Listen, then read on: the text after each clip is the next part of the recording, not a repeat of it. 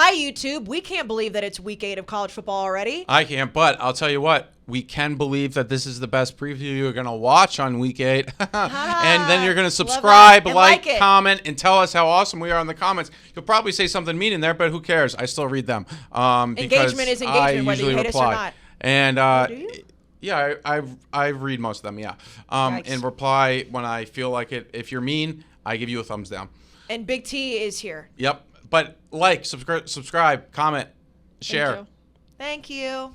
I feel a little rattled coming in here because I just peacefully walked in and Troops was screaming at you. I know, we don't really do that, but he was just... Well, he's so proud of, not to get too into the weeds of soccer, but it would be like chirping, like me, UConn winning, and then chirping Texas A&M for losing to, like, Alabama. Oh. And it's you're in a league that you can't really compare. Sense. Like, UConn beat Fresno State, so would have Texas A&M. Like, I mean, they are at the top of the Premier League, though. They are, but they are. He was just bragging about a Thursday afternoon win. You play the teams you play. Yeah, and certainly he does because his team did not play well enough last year to play on Tuesday or Wednesday. That's a good point. Yeah. It is a good point. I just know that I walked in here, I heard some screaming, and then I realized it was happening in the room we were recording in, and it rattled me, Big T. It just, in a good way, because I wasn't involved in the yelling. When Troop starts yelling, it's a whole different level. Twice today he screamed at Jack. I've seen it. And unprovoked. I want it on record. I've said nothing to him. Tottenham's played fine, and like I think they should be playing better, but they haven't been. And Arsenal's been playing better than Tottenham. But guess what? Arsenal comes down with the Christmas tree every year.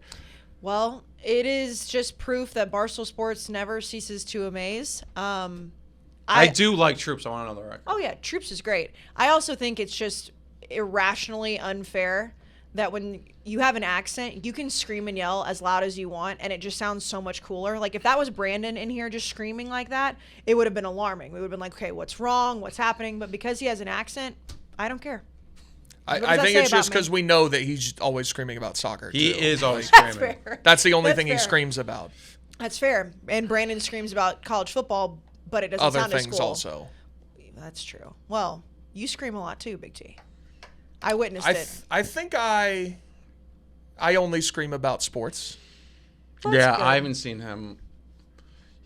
And he doesn't scream that much about sports. It's like, that was a big moment. I mean, it's like, I don't scream about sports here unless we're watching something here. Yeah, no, I'm not saying it's a bad thing. Yeah. I had not witnessed that level of your voice at that volume ever until last weekend. That had happened before, but I mean, obviously that was like a huge moment. Yeah, I don't blame you. Yeah, the clip you're referencing, you posted, it was a horrific call. Yes. Disgusting. It should have been offensive pass interference in Alabama to move them back to like the 30. Instead, it was defensive pass interference on Tennessee. Let's start the show because we do want to talk to you about some of Alabama fans' reactions. Yeah. They're broken. Yeah, broken. Yeah, we want to talk about it. And you know what? That's a diverse cold open, Jack. We talked about the Premier League. We taled about you and Troops. Europa League, which is what Arsenal plays in. Just straight into college football. So let's get started. Hello. Hey. It does sound better when there's back and forth instead of hi from Brandon or from me, because I usually can't say it correctly. So no Brandon. No Brandon today. Well, this is Unnecessary Roughness, which you probably know at this point because you're either watching or listening. If you're not subscribed on YouTube, go do it. See, Jack, I plugged it when I'm supposed to. Presented by High Noon Hard Seltzer. Jack, I'm going to let you talk about the High Noons. Yeah, I love High Noon. I would love to share High Noon with Brandon right now, but he's in Starkville, Mississippi. You may be thinking, oh, wait, maybe he had time for the podcast. No, we asked, but no. However, it's not a family death this time. Yes, no, I would not be saying that about a family death. We would like it on record that this is not to do with like a family situation. Yes. However, Jack would not have made that comment had it been. Yeah, I would have loved to talk about how much I love High Noon with Brandon, but he'll be back on Saturday, which is great, hopefully, if all goes well in LSU Ole Miss. Yes, hopefully he will be back, and I mentioned this on the last podcast. I would assume, Katie, you'll also be there. There will be a gazillion high noons consumed by the fans. I am so excited. Baton Rouge. I've heard nothing but good things about Fred's. Yes, I've never been to Fred's. I've been to Baton Rouge multiple times, been to LSU multiple times. This is going to be an all-time experience. We're opening up the sports book on Friday at the LaBerge Casino in Baton Rouge. So I'm assuming high noon will be there. A lot of it. Yeah. I just will not be partaking. And there's a high noon happy hour on Fred's on 9. I think that the thing that made me realize how cool Fred's will be is that there's a t-shirt that they sold for LSU Bama week. On the front, LSU Bama, Fred's. On the back, it has 2 tigers and 1 elephant. And the 2 tigers are Eiffel Towering the elephant, which is supposed to be Alabama. And they sold that. They sold it. Oh, yeah. It's on the site still. I mean, that's awesome. Yeah. I was like, okay. No cancel culture there, huh? It'll be a fun weekend. Wait, Twin Towers? Eiffel Tower. Eiffel Towers. Oh, nice. You know, like the sexual act. Yeah, no, I know what that is. I know. Usually I feel like when Brandon's doesn't know. We would have to explain to him. But Brandon is not here, like Jack mentioned. We don't really, I mean, whatever. Doesn't matter. We have Big T instead. Hello, Big T. Hello, Casey. How are you? I'm fantastic. Oh, that is a hell of a shirt. Katie's pulling it up right now. It's available on their store. You know what's kind of alarming about said Eiffel Tower? Well, I guess it's not alarming. It's probably very accurate. But the elephant is not enjoying it near as much, but the tigers are smiling way too big. No, the elephant is crying. It's crying. No, oh, literally. Oh, no, this is I don't like this shirt. Yeah, I don't like this. Yeah, that's a problem. That's bordering on upsetting. You know Never what? mind. That's a problem.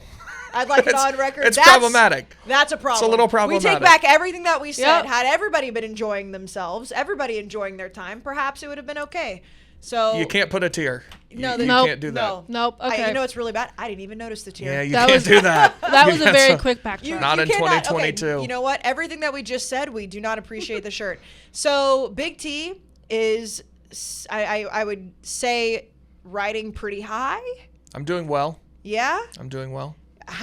So obviously we were all together on Saturday. We know how excited you were. The cigar mishap lighting thing was one of my favorite pure moments that I've seen from you, because you clearly had no idea what the fuck you were doing. Yeah, that was my first smoking of anything ever. Yeah, when you said I've never done tobacco, Mm-hmm. Jack and I were sitting next to each other and we both got a good chuckle out of that, because it's just tobacco. We've never smoked tobacco. But it is Thursday. How high are you in comparison to where we saw you on Saturday? I'm doing amazing. I've watched people are complaining that TikTok is like altering everyone's feeds to only be videos from the Tennessee-Alabama game. People who've never watched college football before. So mine is exclusively that. I saw a woman today who went into labor after the kick and named her daughter, I forget what the first name was, but her middle name was Chase, after Chase McGrath. Wow. That's all I've seen all week is just different angles of the kick, and I watch it every single time. You know what? I actually don't hate the fact that because like Chase is a normal name too, so it's not some crazy name, but doing it as the middle name, it's way less egregious. Right. Yeah. You know, it's not like throwing out whatever name they had in the books for the first name. It's, you know what? I'm just going to casually put it in there, and hopefully there'll be a good story about it this year. Your daughter's first name being Chase, if your daughter had to tell people like I'm named after a transfer kicker, it's better as a middle name. Well, nobody would believe that. Nobody. I mean, right? Well, I don't know, because people in Tennessee, people are crazy, and I know Jack mentioned this in the cold open, but what I've realized, and growing up in Texas, growing up in the Big 12, and now with my school being in the SEC, just in general, fan bases are crazy. They are nuts. What I have learned recently, especially since moving and seeing like the whole country as a whole, I think Alabama fans are the worst losers in college football. They have to be. Them in football, yeah. I was going to say Kentucky basketball, but they're actually the same people, so that makes sense. So that's actually why. So if they're an Alabama football fan, they're a Kentucky basketball fan. No, that actually checks out 100%. That's why. And they're probably, Cowboys fans and Lakers fans or something like that too? Most of them, yeah. Dude, basketball. Yeah, somehow the fandom down there always overlaps. Brandon always talks about that too. But I know Alabama, from a winning standpoint, can be called insufferable. Which, I'll be honest, if I was an Alabama fan, I would also be insufferable. If I had lived through the dynasty that we are currently living through, why would you not be? That's kind of the whole point of being a sports fan. But on the flip side, I also think it makes you the sorest losers because I have never seen anything like it. And I know working in social media, you see the moments, but the way that Alabama fans are reacting to losing to Tennessee, it's like their entire families were killed by Josh Heupel himself. Tough. I mean, they kind of were. That's the one thing they have. That's it. You go down to Tuscaloosa, see how much like vibrant things you see in the community. It ain't much. It's college football. So when they lose that, things tend to spiral. But people lose. Like that's just what happens. People don't necessarily get mad enough when they lose to, let's say take a shotgun and shoot it into their neighbor's house. Saw that. Yeah. Which we don't have to like get too much into that because it is old news at this point, but watching what's happening with Alabama fans, and it happens across the league, or not the league, the country, across conferences, but I do think Alabama fans are the worst. Jack, you're on social media more than anybody I know. Have you seen reaction quite like this? Well, here's the thing. We're so used to other teams reacting to losses that it's kind of normal. Alabama fans only come out to play once or twice a year. And I will say it is ironic that they're blaming the refs and whatnot because, for the past 15 years, the schools in the SEC have been saying the exact same thing. Sorry. About Alabama and the refs, but the opposite way. And the clip where they said the referee was celebrating the touchdown is very funny because of the Barstool world. Frank the Tank says the umpire is literally doing the chop. Like if Frank the Roll Tide fan was a thing, he would have said, no, like he's doing Rocky Top. He's singing Rocky Top. Look at him. He's smiling. And to your point about... Did you see Willie gave up? Yes. Down 21-7? Yeah. To your point about the refs being in their pocket for the last 15 years, you have not forgotten the 2019 Tennessee Alabama I brought game. it up. One of the few people who remembers. We don't forget that. I said during that game, I said something to you I remember, forget at what point. It was probably after that awful call. I was like, hey, Bama fans, don't make us pull up the compilation. We have not. One of the more egregiously officiated games I've ever seen. Also, in that game, the worst call of the game went in their favor and gave them a touchdown. Yeah, the JG? No, in this game. Oh, this game. Yes. The should have been offensive pass interference that turned into defensive pass interference for them pulling down Deshaun Rucker, and they scored off it. Well, that's the clip that I put on my Instagram of you when I said I had to crawl away to safety. So which was a good call. Because at that point, I was in a bad place at that moment. If I was a Tennessee fan and that happened, that would have broken me. Yeah. Because it was like, here we go again. We were so close, and what happened? The refs took it away from us, and it's like, why do I even do this? Yeah, no, I don't. Thank God your phone was okay. I knew with the carpet it was fine. That's why I kind of Gronk spiked it into the carpet. Yeah, and you also have the case on it. If these phones, they're not like they used to be. I knew it was fine. Kind of hit it. This thing, for whatever reason, it must take away pressure. If you throw it or it falls like awkwardly, back in the day, I'm like, oh, there goes my screen. Now they don't break as much. Like whenever you used to drop it, and there's still that moment because we're all scarred. But you're like, oh, it just dropped on his face. I know what's about to happen when you pick up. I'm pleasantly surprised more often than not. Now, however, as soon as I say that, it's gonna break. But Big T, it was when you watch that clip of him throwing his phone, as in the moment it was, there still was a little bit of calculation. I feel like that you knew. If you threw it the way that you did, it would be okay. I found myself as I got to about here. I was like, should I do this? But at that point, it was like coming down. It was too late. And I knew carpet. It was fine. Yeah, so this episode, we're obviously going to look ahead to the slate this weekend. We've got some good matchups. It's not near as exciting as last weekend. We'll go through that. But we do have to digest some of the news that's happened throughout the week about this game. At what point did you know it was pass interference? Oh, good question. The one against us? Yeah. No. When they were returning it. Like the one... I did not till they announced it. Yeah. I saw it live. I was like, he fucking tackled him. It was pass interference. But I didn't say anything because I was so just dejected, and they were returning it down the sideline for. You know what I thought of in that moment was the 2019 JG went rogue. Yeah. Fumbled at the goal line, and Trayvon Diggs took it 99 yards to the house that basically ended the game. And that's what I was thinking of. And then they threw the flag, and I was like, oh, well, it's going to be on the return because it was so late. And then they called pass interference, and I was like, thank you for being just. Yep. Yeah, that was the whole thing, and I love when people react to social media clips like that, like, oh, it's staged, oh, he's overreacting for the cameras. It's like, I'm telling you right now, I was sitting next to him. There was no acting. I held it in for the cameras. Yeah. Well, that was terrifying. Underreacting. I thought it was beautiful, and I got to make content out of it, so thank you. No thank problem. you, and you calling Brandon a redneck hillbilly or whatever it was beautiful. So there have been some things coming out after this game. We mentioned the shooting into the neighbor's house. That's fine. That's nothing new for Alabama fans. They shoot each other all the time. But this thing, and TikTok is obviously Jack is great at it. You break news. It brings attention to things that we may have missed. And one of the things that's come out is that Jermaine Burton, who plays for Alabama. Prison. Yeah, he was walking off the field when Tennessee very, very obviously stormed the field. Now, when he's walking off the field amongst students, fans, whatever, it appears that he strikes a female fan just right in the head. No, okay. You don't think he does? I don't think he's touched her. I think he swiped her. Have you seen the other video? Because Yes. he did it to another fan also. He took his phone. He did it twice. A guy had his phone out filming, and Burton comes up and smacks his phone. Now, think that that's what I don't he have did. a problem with. No, you can I think do he that. smacked the phone? No. He wasn't pointing it at him. Oh. He was I thought you meant filming it was- the scene. I haven't seen the video. To clarify, I haven't seen it. Now, you've seen celebrities in the past where if somebody has a phone in right in their face, they've hit it out.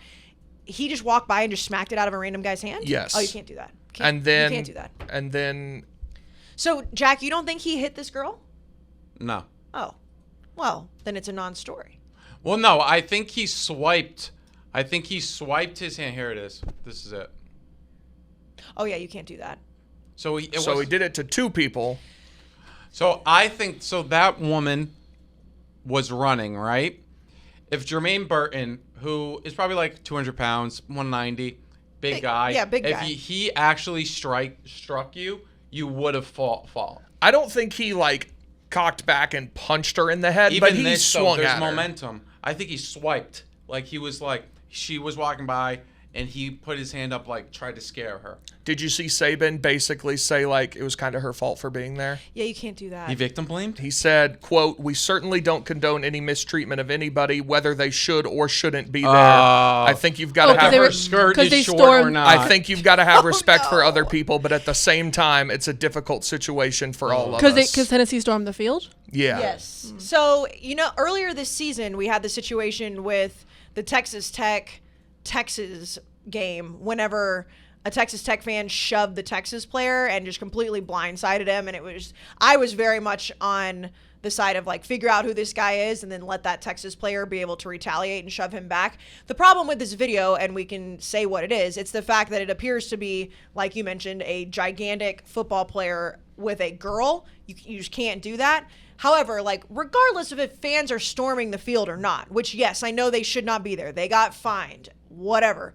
You can't just be assaulting people on the field on either side, whether you're a fan to a player or a player to a fan. You would think. You can't do it. It doesn't matter. I think it happens. Didn't at Texas Tech there was issues? Yeah, we just talked about that. Yeah, that's the situation. I was just saying that you just simply can't do it, whether it's a fan to the player or not. But apparently Alabama is actually investigating this. The problem is I don't really know what there is to investigate. Well, we'll see what that even means. You probably have a lot more angles that you can look at. Where, though? From just different TV cameras? TV cameras, their cameras. You have cameras at games. Yeah, no, I just didn't know if because there were so many people on the field, because that was, and I'll be honest. There's probably 1 billion cameras in Neyland. Well, and they know where they're looking now. Yeah, it's they know the point to look at. Did they ever find who the kid was at Texas Tech? Do we know anything about that? Because there was the whole investigation in Austin from that too, and I haven't heard a peep from that. Yeah, I never heard anything out of that. Now Jermaine Burton sucks, so maybe that helps them. We'll be we'll suspend him for a game, but yeah, I know the girl came out and tweeted about, she said ouch, it hurt or whatever. At the end of the day, I'm sorry, if he struck her, she took 3 more steps. I just don't think the momentum of her, I think he did swipe at her, though. Does he? Which you can't do. This is like my thing with attempted murder. I don't understand attempted murder charges. Like you get less for being bad. Does he get credit for like trying to hit her and missing? I don't think he tried That's to just hit her. as bad. I think he I kind of agree, put Big his. T. I think he kind of put his hand up in her face, like try to scare her. That's I don't know. That would be All being all, he should be suspended this weekend. Yes, I agree. He should be. Here's the. I mean, he goes out of his way. I agree with you. She Yeah. didn't run into him. Like Yeah. if it was like hey, like you're running and hit She them. is and they- completely you can off to the see. side of him. Yeah, you can't. You just simply can't do this. I mean, talk about all-time bag fumbling from Jermaine Burton. You literally were the guy at Georgia, won a national championship, then decided to become enemy number one, has to go to Alabama.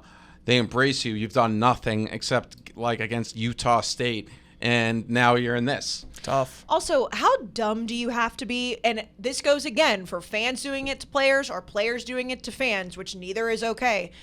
To do something like this when you know there's a million cameras out, when you know there's Well, he phones. just wasn't thinking. I know he was being irrational and emotional. I get that, but just walk off the field, man. Like you have to in those moments. And I know people see red. I know people say and do dumb things, but you know they're going to rush the field. It would have been crazy if Tennessee fans didn't rush the field. We've seen that plenty of times. I don't care how high the fine is. It could be $1 million, and Tennessee fans were going to rush the field. They don't have to pay $1 million. It's the school. Well, you just have to walk off. the school doesn't ask for you to pay the donation. Okay, you were There it one of is. the dumb people Okay. who, and you don't do a lot of dumb things. You're a Okay. very smart guy. Yeah. That's why you're one of my favorite people here. We have great discussions.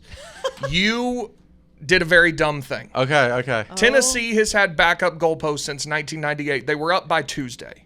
You know they didn't actually need $150,000 to buy new goalposts. Then why Why'd did they they put that ask? up? fundraising. People just were general- excited, and they were like, we can get a lot of money right now. That's what Alright. athletic departments are doing all the time. It was a good idea, but I think they could have phrased it better to seem more. Maybe, but I also comical. think people who are like, Tennessee's poor and needs money for new goalposts, like, that's really stupid. No, I don't think Jack, I can't speak for you. I will speak for myself, but correct me if I'm wrong if you don't feel the same way. I don't think I ever thought they actually needed the money for it. I thought they were being stingy and saying like, well, we could go pay for this very easily with like any type of donation, No, also- but we just want to raise the money because we know our fans will give it to us. And we're going to say it's because of the goalpost. I mean, that's kind of their job. Like, a very big part of running an athletic department is getting money. 1,000%. But a lot of athletic departments have to get money. If let's just say I've never seen that. If like Florida, Me neither, If but like Florida would have done this, or Alabama would have done this, or Ohio State, or anybody else, Big T, I the promise- unbiased fan would probably be like, I mean, we could have worded that not to make us look like clowns, right? I don't think that. I think anyone who takes half a second to look at that realizes that like they're just trying to get some money, which I they see did. the perspective of what you're saying, that this is probably an initiative from just the Vol Sarter Fund, which is the donations. Like every college has it, and they wanted to be creative. And if I was at the game and I think same. and the options were like you could give $16 because it'd been like 16 years since Yeah. or $52.49. If I was at that game and like got to run out onto the field and shit, I would have paid $50. I'd have been like, yeah, thank you for letting me have that experience. I'll I give would you definitely not. $50. No, that's fair. And It's a fair perspective, and I will say, but I definitely, I mean, I will stand by the fact that it's, you know, from a PR perspective what that's going to be taken as. And then also, I will say, yeah, I overreacted, definitely. but Jack, you weren't alone. I know, but what I'm saying is, like, is it worth the $150,000 of bad PR of, like, people saying poverty program? No. Yeah, maybe. All right. It's Who gives a shit? We're it's 6-0. I don't $150,000. give a fiddler's fuck what anybody That is says true. about. That's a That is Listen, true. You know what? if You're this allowed is to the feel that biggest way. bone that That's people true. have to pick with Tennessee football right now, we're in a great Yeah, spot. no, that is true. You know what? It probably feels nice to that be the biggest problem that you Yeah. have. So Go- I who agree. cares? However, I mean, you can get $150,000 pretty easily, and maybe not have like students pay for it. Well, it's not Not like, to no, 161. this, It was all Oh, voluntary. excuse me, 161. it's all voluntary. I know what you're saying. I It's almost know, like but- sending out to your students, which every college ever does, in every single whatever they do. Those have like random fundraisers. This was just a fundraiser randomly happening because a massive moment happened. They're like, how do we capitalize on this? Oh, new goalpost, because that was the most viral thing. Instead of donating to that, I bought a 3-foot by 2-foot print of that shot right there for an amount. Oh, that's awesome. See, that's way cooler. Yeah. That's way cooler. And also I did love the fans chopping up the Usually field. when people rush the field, the first thing that they do is bring down the goalpost. Like, it's automatic. I wonder why they didn't do that. We don't have those. Oh, you don't have the ones that are like breakable. No, those are old. They took off like all the padding ASAP. Like if you watch all the videos. I was asking, when was the last time fans tore down the goalpost? I don't remember it in a long time. I think Ole Miss, Alabama, 2014. It's been a long time. And also because of their like retractable or whatever word that you want to use, usually it's kind of impossible to do. Again, could be completely wrong. I've never seen goalposts completely carried out that way. Oh, no, that was the first time. Oh, no, Arkansas did it when they beat you I don't guys know. in 99. That's insane. Really? That it's been that long. Well, that it's been over 20 years. There's a famous photo of Arkansas fans with the goalpost at like their favorite bar. Arkansas goalpost 99. Yeah, 2002, Iowa, Minnesota. Carried them out. Proceeded to do parade laps around the Metrodome with it. See that? I mean, that would be in the stadium with it. I had never seen anybody be able to just carry them out. Arkansas Razor. So you know how you guys made it to 98 championship? Because the Clint guy in Sterner's Arkansas fumbled. Yes. And there's also, that what's that thing called? Somebody said Texas was using it or somebody like that, or Tennessee used it against LSU. The Billy's like EMP thing. EMP. You guys used it in 98 for the fumble. It. They have a video of that. The guy who fumbled. Now November 1999, when you guys were still really good, of course, Tennessee was number 1, and then Arkansas beat them, and they took the goalpost out and brought them down to whatever street they were on. Incredible. That's Ole Miss. Yeah. Yeah, I think the Ole Miss photo is so funny because the kid that's standing on it, like right by the crossbar, is the most Ole Miss guy ever. They are just so Ole Miss. So, anyways, huge win. People are losing their minds. Brandon brought up something on Tuesday that now we have a Tennessee fan in the building that I would like to revisit, Jack, if you would be so kind to allow me to do so. Because after a few days of digesting the take that Brandon had and looking at all of the responses, so Big T, I'm sure you saw this. One of the things that Brandon took a huge issue with was that some Tennessee fan who works for 24/7, because he is a Tennessee fan. Yes, he's a Tennessee fan. It's okay. Said college football is better when Tennessee is good. And there was a lot more things that were said in it. And I do agree with Brandon in the fact of like, this guy acted like if Tennessee is not good, the sport isn't as good. Before I get to my take, I want to see where you stand on this, which I have a feeling that you probably agree with him because you're a Tennessee fan. But let's say you take the Tennessee out of it. Insert team, insert writer makes the sport good. How do you feel? So, 2 things. First of all, similarly to the fundraising thing, like this is all Brandon has to cling to now that we're number 3 in the country, and it was going to be Florida, then it was going to be LSU, it was going to be Alabama. So now that we just keep beating these teams, he has to find new arguments to hate Tennessee. That's the first thing. But secondly, I don't think either person is necessarily wrong. I think like on the whole, like Tennessee is a huge college football brand that like the sport probably is better when Tennessee is up there and good. But like Brandon took a separate point. He's like, college football has been amazing. Like, yeah, nobody disputes that. Like, you could have something be 99% as good as it possibly could be, which would be amazing. And then if one thing happens that makes it 1% better, that's also true. So I also don't care. Also, I only care if Tennessee wins. I don't care if people think college football is better. I don't care. Also, did you see? He said only one school college football would miss if they disappeared. Who? Well, let me guess what he said. And I could not disagree with that take more. So we'll get to that. But I bet he said Notre Dame. Yeah, and I really don't like it. I don't. Yeah, I mean, What? I think I don't. I don't even think I would notice because obviously, like we watch everything, and Notre Dame's a big school without a doubt, big brand, one of the biggest brands in college football. But I think if we lost Notre Dame, I would just be like, okay. I think that's really what I would be like. I've watched one Notre Dame game this season. Yeah. It was against Ohio State. They're terrible. Like, does anyone care? I completely agree. And I would take it even further. A lot of fake fans, too. Like they're not watching. You watched every Tennessee game I would watch every Tennessee game that they play if they went 12-0 or 0-12. Forever. Notre Dame fans, they're not watching now after the losses to Marshall. Oh, be careful, Jack. They'll come Stanford. For you. There's people that are real fans, but I'm saying there's a lot as a whole.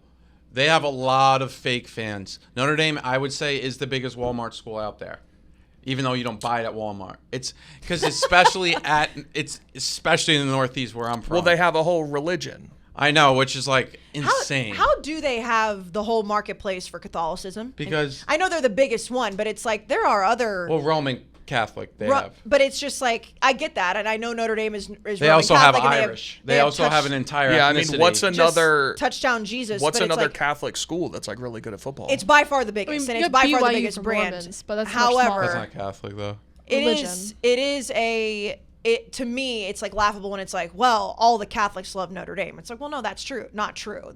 Notre Dame is the Catholic school, but you can be Catholic and you can be Irish and not like. They also have a mass. I don't know that. I think you might be wrong. I don't think that's correct. What? She said you can be Irish and Catholic and not like Notre Dame. It's I actually think that's incorrect. I'm the only one I'm Irish and Roman Catholic, but I don't like Notre Dame. Jack's the only fan. They benefit from the Northeast not having a real college football team. Mm-hmm. Obviously, there's Boston College, who kind of has fallen off. And then obviously like the likes of UConn and others. But they have the Northeast where a lot of Roman Catholics are, a lot of Irish are, that don't have a team. And it's like, oh, who's the team on NBC? And then it's like, oh, it's Notre Dame. It's the Irish. Rudy was massive for them too. Rudy is one of huge. Probably the most influential movie ever to create fans for a school. Hoosiers probably too. Yeah. I know different. No, sports, but Hoosiers isn't about a college. It's about high school. I guess, but it is. I don't think about Hoosiers when it comes. Just Indiana basketball in general, but you're right. Yeah, as far as a college goes. I don't know any Indiana basketball fans. They're irrelevant.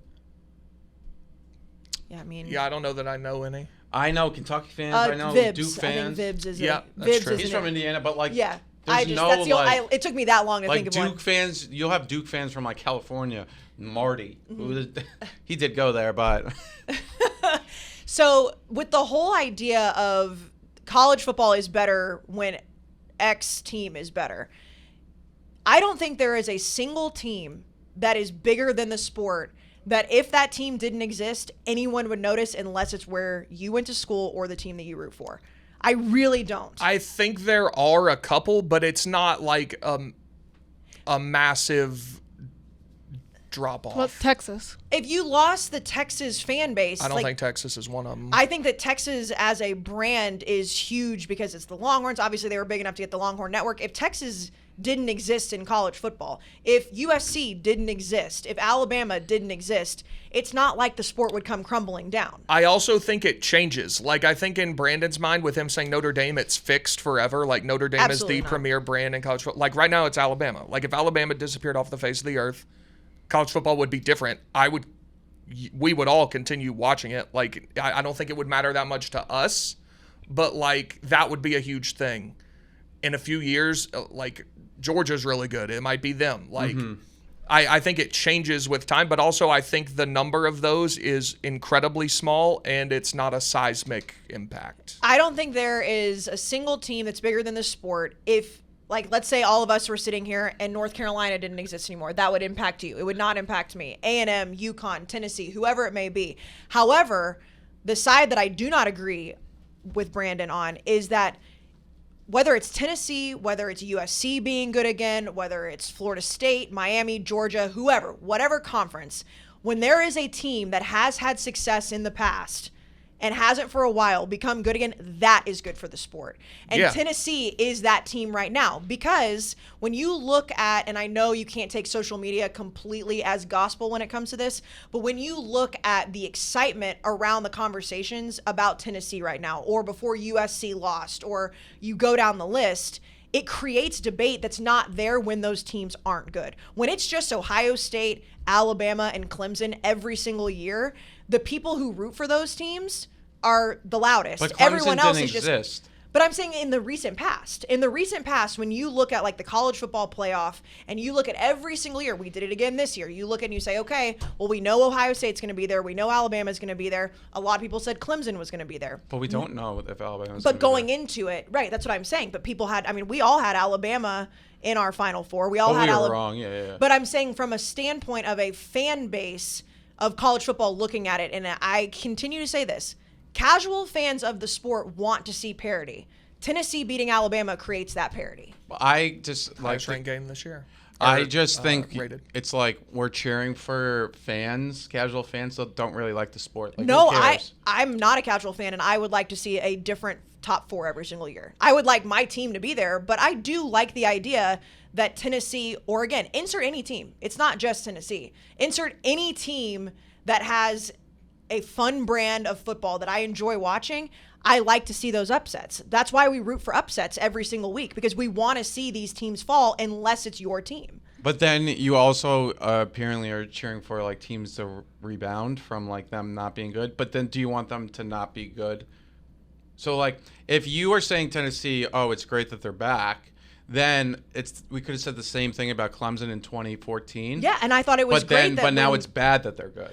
Whenever Clemsoning died, it was good for, it was like, but now it's bad for the sport? I'm not saying anything's bad for the sport. I think that it is more fun as a college football fan that every single year we go into the college football playoff rankings, we go into the end of the season, we say it looks a little bit different.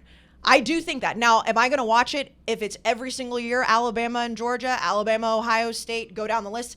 Absolutely. I'm going to love college football no matter what. However, I do think that it is more fun when teams that aren't usually there in the recent past take that next step and say, okay, maybe this Nick Saban every single year going to the college football playoff narrative isn't always true. I think people think they like parity, but they don't. Look at what we obsess over. We obsess over, like, as a culture.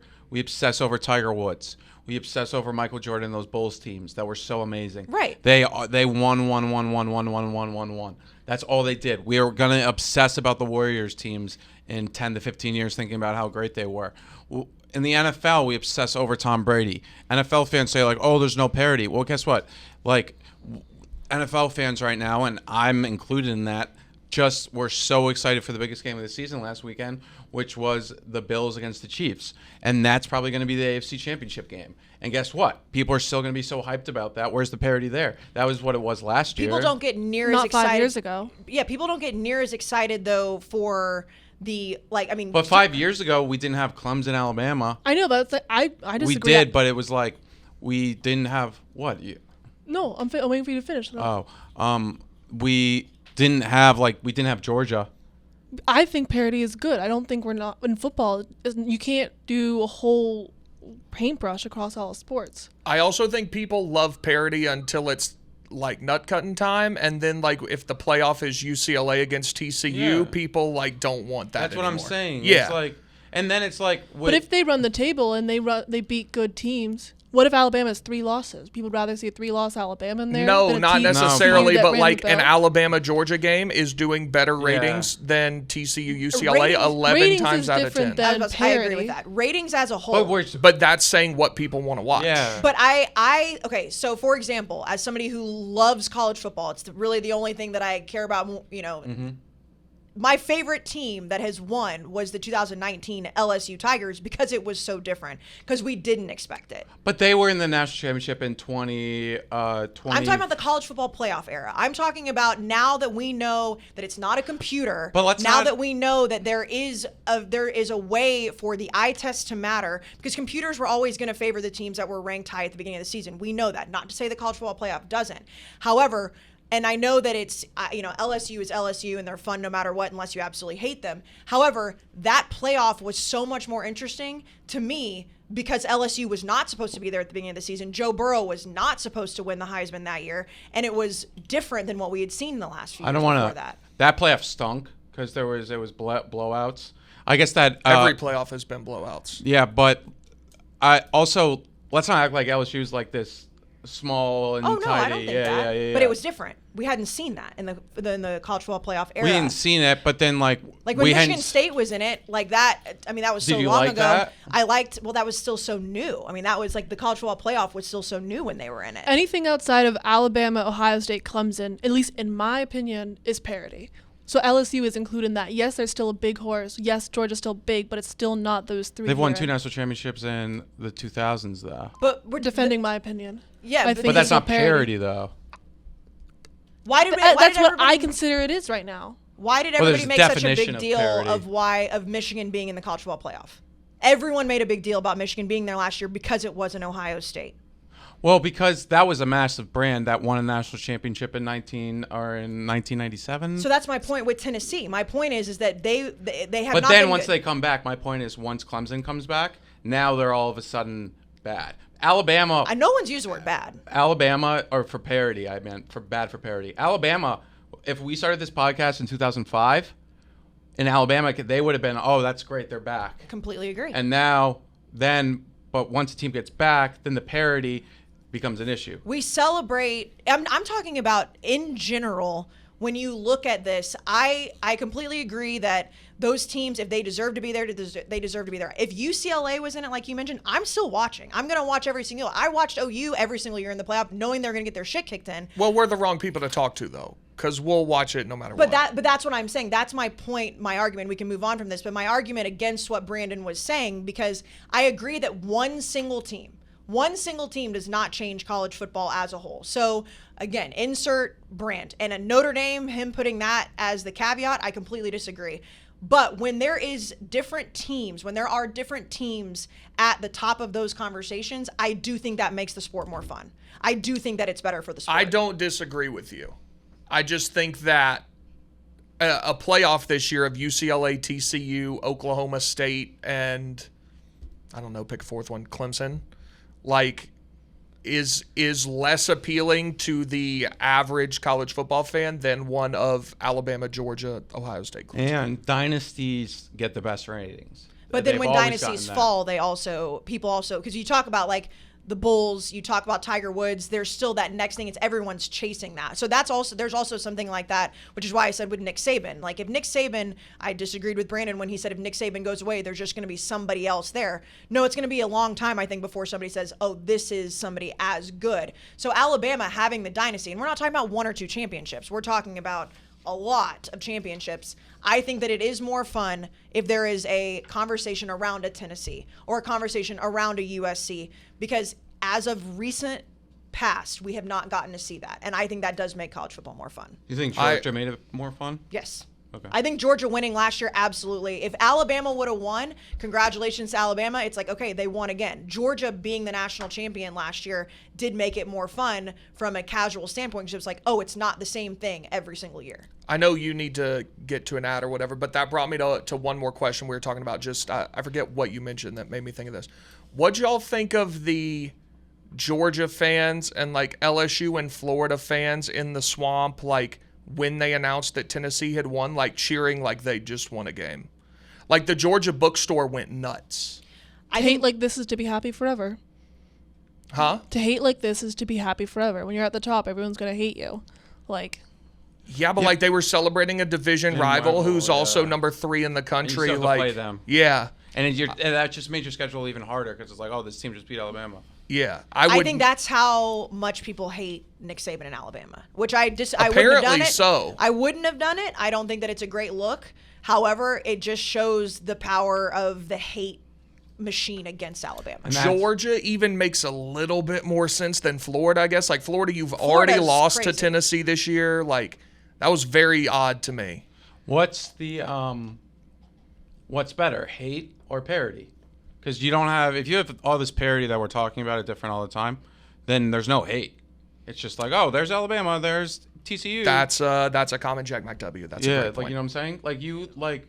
I mean, if there's no parity, there's no legends. Like there's no Nick Saban. I'm not saying I want dynasties to go away. I'm not saying that I want every single year to be 4 random teams. I'm saying that because I think dynasties, especially if you're a fan of them, are awesome. I think dynasties are important for all sports, not just college football. However, when those dynasties do start to fall or when they start to get replaced by other teams, it is a fun thing to watch, unless it's the team you root for. So it's just like if the Warriors start losing, like in the NBA, people are going to be like, okay, yeah, the Warriors had their dynasty, but now it's somebody else's turn. I think that makes it more fun. Other than if, like, when the Celtics won a gazillion in a row back in the day, we celebrate that now in the moment. Unless you were a Boston Celtics fan, you weren't enjoying that. I think we're all actually very close on this. Like, we don't want one team to win forever, but you also don't want randos in the college football playoff every year. You know what I think we can all agree on? But if they make it there, how college can they be football randos? is awesome regardless, and no matter who the team is, we're going to watch it.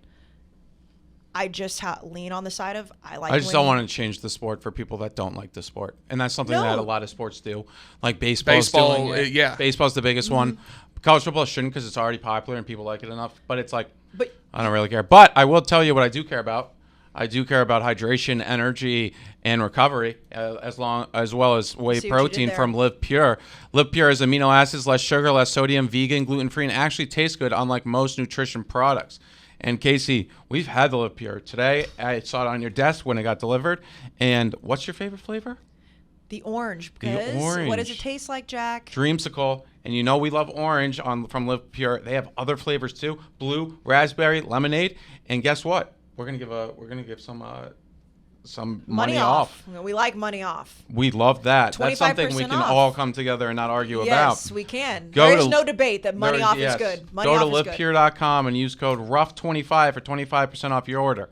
That's right. Go to livepure.com, LIVPUR, so not an E at the end. No E's. .com and use code ROUGH25 for 25% off your entire order. And you saw me also do something, Jack, that everybody that buys Live Pure should do. You take out the little packets and you just put it in your purse for easy access.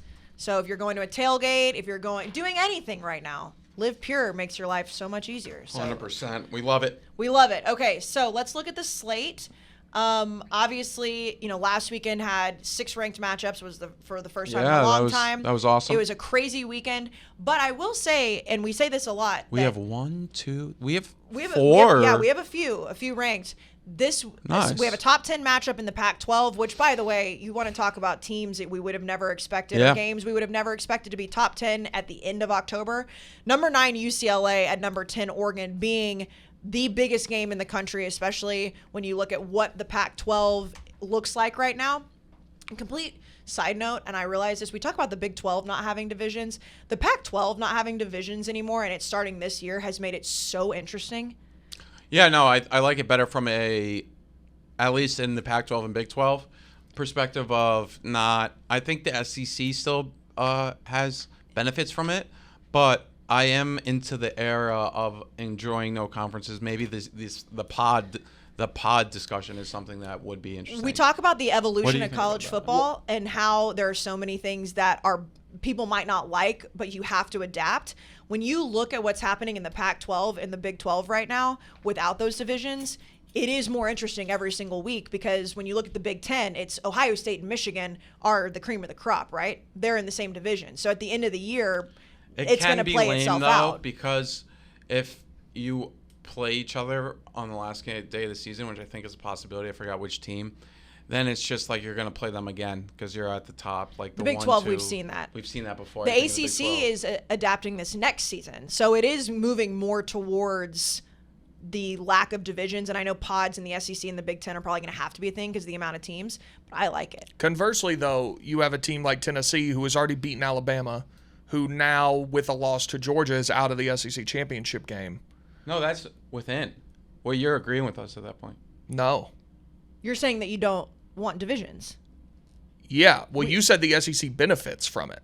Yeah, I'm wrong about that. I think I said that without thinking it through. Yeah, because you could see a situation where it's Georgia, Tennessee, and it should be a rematch. Mm-hmm. Tennessee has 1 loss. Alabama has 1 loss. They're in the SEC championship game when Tennessee really should.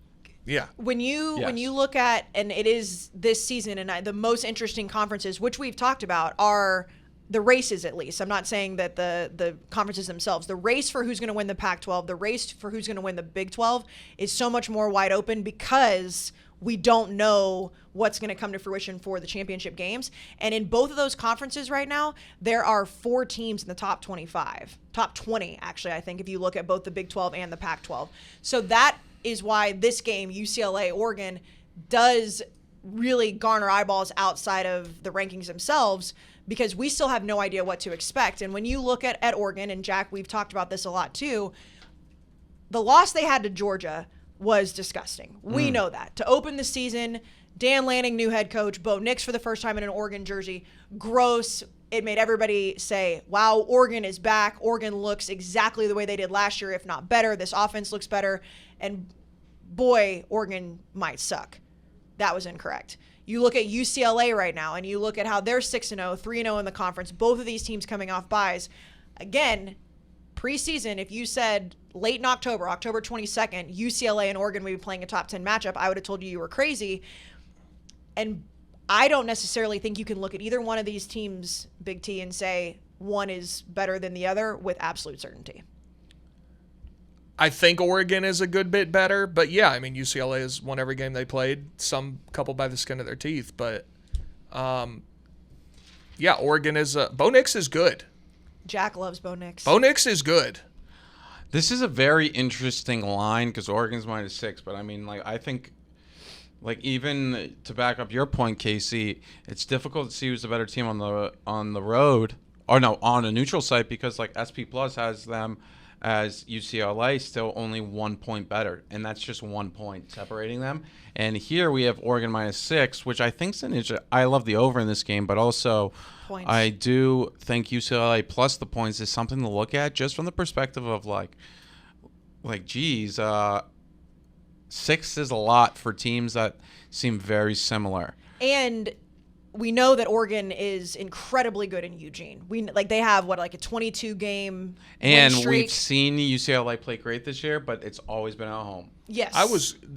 They never play a road game. Yeah, 'cause I've They've never only seen played them one. play anywhere other than a Rose Bowl with 3,000 people in Yeah. it. It's outrageous. 3,000 might be generous. Yeah. It's Well, just an empty stadium. Yeah, I've There never might seen be them 3 play a people road there. game ever. Yeah, no. So I do agree, Jack, that I think that the home field advantage to me would maybe say like 3.5 points. -6 is a lot, and the storyline that is underneath, and not that anybody's making a huge deal because it has been so long since Chip Kelly was there, but it is, Chip Kelly going back to Oregon, and he was so successful at Oregon. There's a lot of things that go into this, but from a game standpoint, from when you look at Bo Nix versus DTR, you look at Zach Charbonnet, you look at everything that's on the field for this game, I don't know how you justify that line, because I cannot pick which team is the better football team. Because if Oregon would have kept it competitive against Georgia, and now we're looking at the end of October and we're saying, okay, look how good Georgia is, and Oregon kept it competitive, I would agree with you, Big T. I would lean towards Oregon. I also think that UCLA's offense is sneaky, not the best in the country by any stretch. That's Ohio State. But they're up there in conversation with the weapons that they have. They're a good team. I think Oregon, like that first game of the year, you have to kind of throw it out. And I know we can't Georgia do that, Georgia knew their new head coach, knew what he was going to do defensively. New Bo Nix. Yeah, both of them. And Georgia's the best team in the country right now. So UCLA finally having to go on the road. I just counted. They play 8 home games this season. I can't believe it's only 8. But yeah, so this is their first real road test because Colorado doesn't count. And we'll see what happens. And UCLA hasn't won in Eugene since 2004. Wow. So that's been a hot minute. Like, you guys were like 2 years old at that point. How old? I was 7. Okay. Mm-hmm. I always feel like you guys are much younger 7, than yep. you actually are. But this is a huge game. And this is, I personally think that Oregon will win the game. Just because that's more based on the fact that I think that playing at home clearly is a factor, but also I keep waiting for the shine to fall off UCLA. And just because they lose to Oregon does not mean that the shine is falling off. I want that very clear, because I still think that the battle for LA is going to be a huge storyline for the Pac-12. However, I just keep looking at what Oregon has been able to do. I can't believe I'm saying this, Jack, what Bo Nix is able to do. And I think that they will edge out UCLA in a very, very important game for the national landscape. Can I give you one stat about UCLA under Chip Kelly? Always. 0-5 against top 10 teams. Average good. Margin of loss, 23.6 points per game. It's a lot of points. Yeah. He was Not 6-3 versus top 10 teams at Oregon. And that stat right there is what I feel like your mindset goes to when you think of Chip Kelly at UCLA. It's like, wow, this isn't going to work out. And then quietly they're putting together this season. So it's like, is this UCLA team actually taking that next step under Chip Kelly? Are they actually this good as their record indicates? Or is this still a Chip Kelly-led UCLA? We're going to find out on Saturday. 100%. I'm excited for this one. I am too. Another big game, Jack. I know you're going to want to talk about this one. Yes. Your TCU Horned Frogs. Big one. So it's in Fort Worth. Number 17, Kansas State. Number 8, TCU. Jack, I'll just let you take it because, Kansas State had that horrendous loss, but they are undefeated in the conference. They're 3-0 in the conference. TCU with Sonny Dykes undefeated. And Tulane's ranked, and Tulane's a good team. That loss, they shouldn't have lost. Especially at the time, I know it's easy to say in retrospect. But Tulane is a good squad that they shouldn't have lost it, but it's not like you lost to Marshall, which is what Notre Dame did. Or you didn't lose the shots you're taking at Notre Dame. Temple or somebody like that, Navy, Boston College. But this is a big game for TCU, specifically after last week where it seemed like they had some, it looked like chinks in the armor. Mm-hmm. And it just wasn't proper TCU that we've seen all year where they come out, punch you in the mouth, score a bunch. They came back late, which shows a really good team, a team that doesn't quit, a team that doesn't feel like, oh, my God, what are we supposed to do when we're losing? That's huge, and I think TCU's in a good spot here. Specifically, it feels like last week was the game that if they were going to lose one, drop one, it was last week. And they fought out of that spot where they didn't play perfect, found a way to win. This week, under the lights on ABC, Kansas State's good. So this is a game that a win here is good no matter what. And I even think last week, they beat Oklahoma State, which I still value as a top 20 team. It's good defense or good offense. The defense isn't great, but they pulled out the victory, and we're going to see that happen again on Saturday, in my opinion, at least. I'm excited to watch this one. Adrian Martinez still has a thrown interception for Kansas State, which I'm sure caused a turnover, which I'm sure Oklahoma or Nebraska fans are like, "What the fuck?" I was about to say, imagine if you're a Nebraska fan and you're just over Adrian Martinez, and you ask them when you thought he would throw his first interception for Kansas State, and you're going into week 8 and he still hasn't. I was gonna say him and Bo Nix both transferred, both playing really well. Yeah, and it seems like they benefited from whatever offense scheme they got put into. Hendon Hooker was not amazing at Virginia Tech. Not at all. He got benched. Remember that game where his hand stopped working? It wasn't his fault. It was just so cold in Virginia. Also, seventh best quarterback in the SEC. Garrett Schrader at Syracuse. He's playing pretty well. Yeah. I know we'll talk about Syracuse, but I think no one thought that was going to happen. I think he also said, we're not that intimidated by the Clemson atmosphere. That's not a good thing to say when you're Syracuse. We'll get to that game. I will say, though, Schrader has played in massive stadiums. Is Clemson at noon an environment you'd be scared of? No, I would not. And it's probably weird. Yeah. It's always been weird. That's when they drop usually, too. It's like a weird... That NC State, I feel like they missed that dead-on field goal. That was a noon game. They almost lost to Boston College last year, and that was a noon game. Weird stuff. Weird stuff happens. Syracuse, they almost lost to when Syracuse was awful during COVID. Oh, terrible. And that was like a 2:30 game. I don't remember that one. I remember that. I think the time they lost to Pitt, 3:30 kickoff. Just weird things happen in the daytime. Maybe Dabo doesn't have his full powers during the daytime. Maybe that's what it is. Could his be a full witch. powers have to come in at night. Jack, I agree with you with TCU from last week, because if they were going to drop one, especially against a team like Oklahoma State, who we were all thinking, or at least I was saying, they're going to take the next step. They're going to, Mike Gundy's not going to Mike Gundy. Them getting down as far as they did and having to battle back, and I know it was a 2 overtime game, but they showed, for lack of better terms, resiliency. I still can't figure out how I feel about Adrian Martinez, and I know he hasn't thrown an interception. I know he's played really well, but the Adrian Martinez-Deuce Vaughn connection, a great one. What I do know is that Max Duggan is a better quarterback than Adrian Martinez. I think we can all say that. Yeah, I would also say Max Duggan, if he puts on a great performance here, he's in the Heisman race a little bit. He's not. I think Hendon's still very much above him. Same with C.J. Stroud. But Max, if he puts on a big effort here for the 5 touchdowns, you're looking at a stat line of 18 to 1,900 yards, 20 touchdowns or so, some running Pretty as good. well. He should be there would be some guys that would have to fall off for sure, but maybe he's in the conversation of getting invited to New York, and that's a big one for Max Duggan. And Quentin Johnson is obviously a great wide receiver as well. So I don't know what to think fully about Kansas State, and I do have that brain that's wrapping around the Tulane loss, still thinking it's a bad loss. But you're right, they are a ranked team. I can't believe I'm going to say it, but I think I believe in TCU. I think I'm finally admitting to you, Jack McGuire, I believe in TCU. Yeah, and so if they win this one, then it's West Virginia on the road, which isn't easy, Texas Tech at home, and then you have potentially a massive matchup on November 12th, TCU at Texas. That could potentially be the Big 12 game of the year. But for now, TCU's looking decent, and this is another step in the right direction if they can win this one. Well, because if TCU wins this one, then they're a part of the conversation. Yeah. I really think they're a part of the conversation if they win this one. I mean, they absolutely. Fully, but then they get through the tests of West Virginia, Texas Tech, then it's like, oh, this game against Texas is to stay alive for the playoff. 100% in my mind. And that, we talked about it on Tuesday with Brandon brought up the point that there are more teams than playoff spots, which I think is true every year, but we're definitely seeing it thus far play out that way.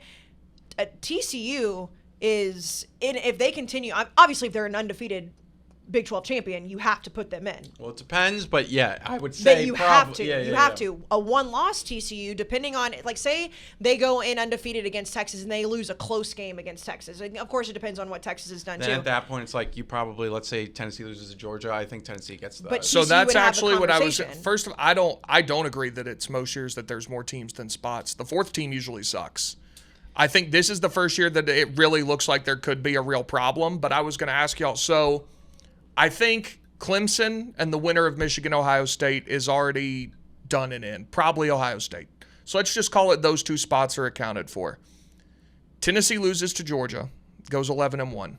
Michigan goes 11-1, loses to Ohio State. TCU goes 12-1 as a Big 12 champion with a loss to Texas. And let's say the Pac-12 champ has one loss, either UCLA or Oregon. Or USC. Or USC or Utah. So I feel like Utah will be harder. Utah has two losses, one in conference though. They lost to Florida, and then they lost to UCLA. So That's if right. they That's win the right. Pac-12, I forgot that they can still have one conference loss. But yes, they'll have two but total. two they're done. So if Utah, one of those first couple teams. Yes. Who gets in? Because I think then you have a real problem. I think that's a huge potential of actually happening, and I know we're sitting here probably hoping for that. It goes down to I love the drama, I love the chaos. Oh, I'm not hoping for that. Well, you're not because Tennessee's in the conversation. Correct. Again, from the outside looking in, chaos is great unless it's your team. Didn't even mention Ole Miss or Alabama beating Georgia. I don't think Ole Miss will be there. I think Ole Miss is going to lose this weekend, personally. I know we'll talk about that game too. But we touched on this a little bit when we talked about the playoff situation. This, to me, regardless of what the situation looks like and plays out, it just continuously proves the fact that it needs to be expanded. The college football playoff needs to be expanded because in that scenario that you just laid out, I would want to see Tennessee and Michigan both have the chance to either have those rematches or play their way into the national title, because we don't know, unless Tennessee and Michigan play each other, we don't know who the better football team is. We just don't. And that's why the playoff needs to be expanded. I know that doesn't answer your question, but it's the truth. I don't necessarily agree with that either, but you think that you go for a fact that Tennessee's better than Michigan? No. Oh, no. The expanded playoff. I despise it. Really? Yeah, hate it. Quickly do your give your point.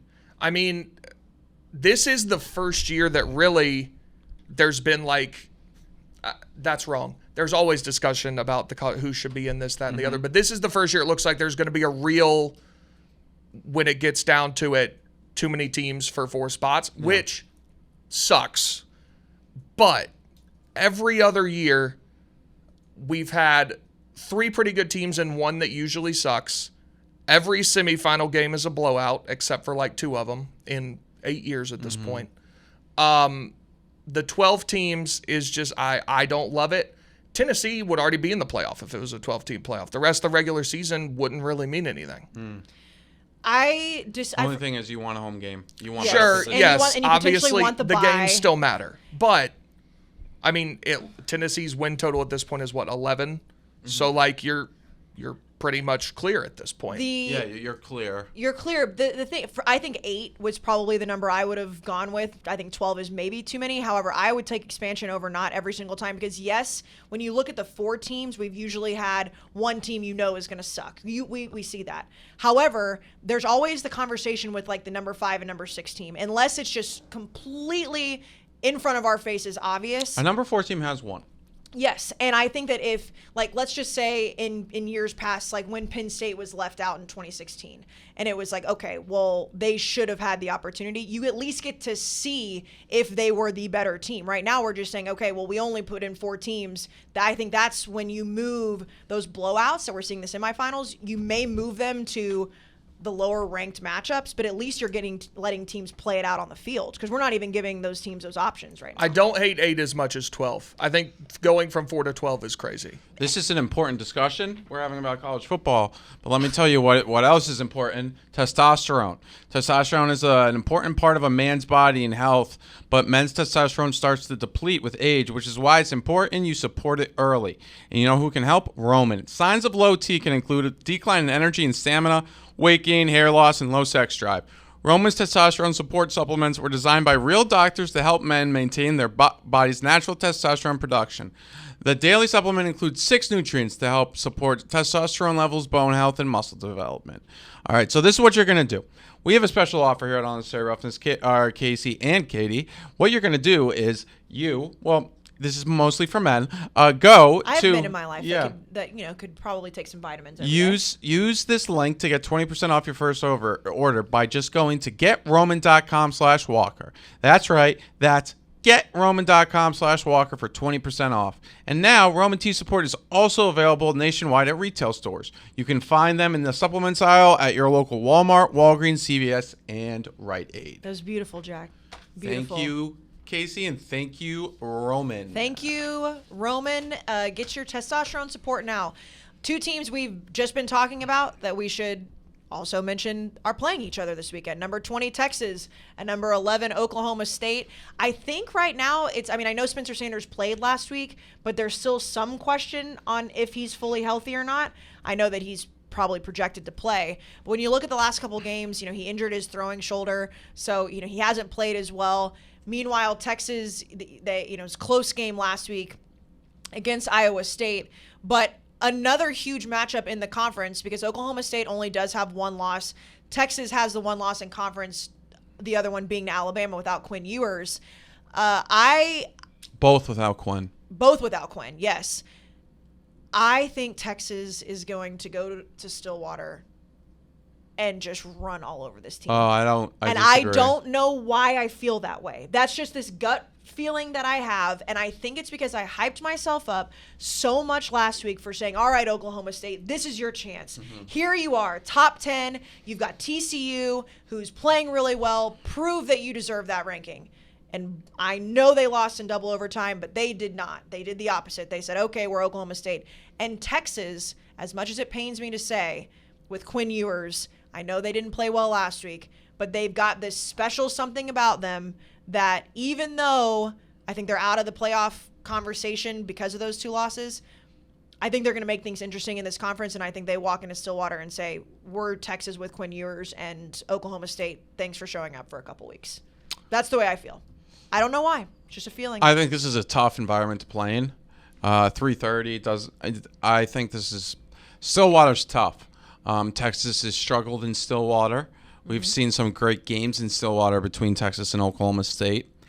I think both these teams are really good. I think Texas is the better team. But when you play on the road, and this is an important game for Oklahoma State because this is really the last time that they may play Texas.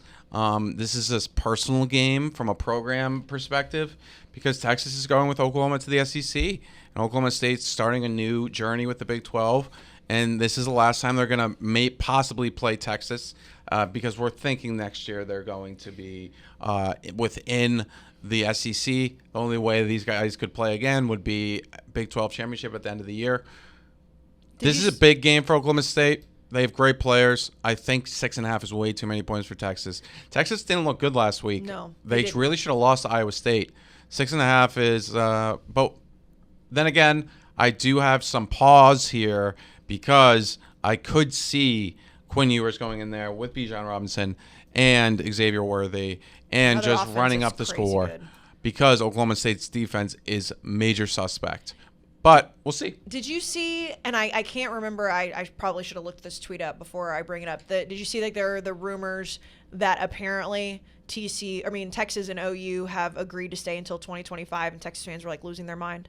I didn't see that. I'm sure that it was just somebody saying, like, they've heard from behind closed doors. But I personally would not understand, and I know that there's contracts involved, there's TV networks involved, there's money involved. But if you know two teams are going to leave and you know they're on their way out, if there was a way to get a buyout, why you would want to keep them in the conference for the next couple of years when they clearly don't want to be there? Well, I mean, they have a TV contract coming up. Yeah, no, you do know why.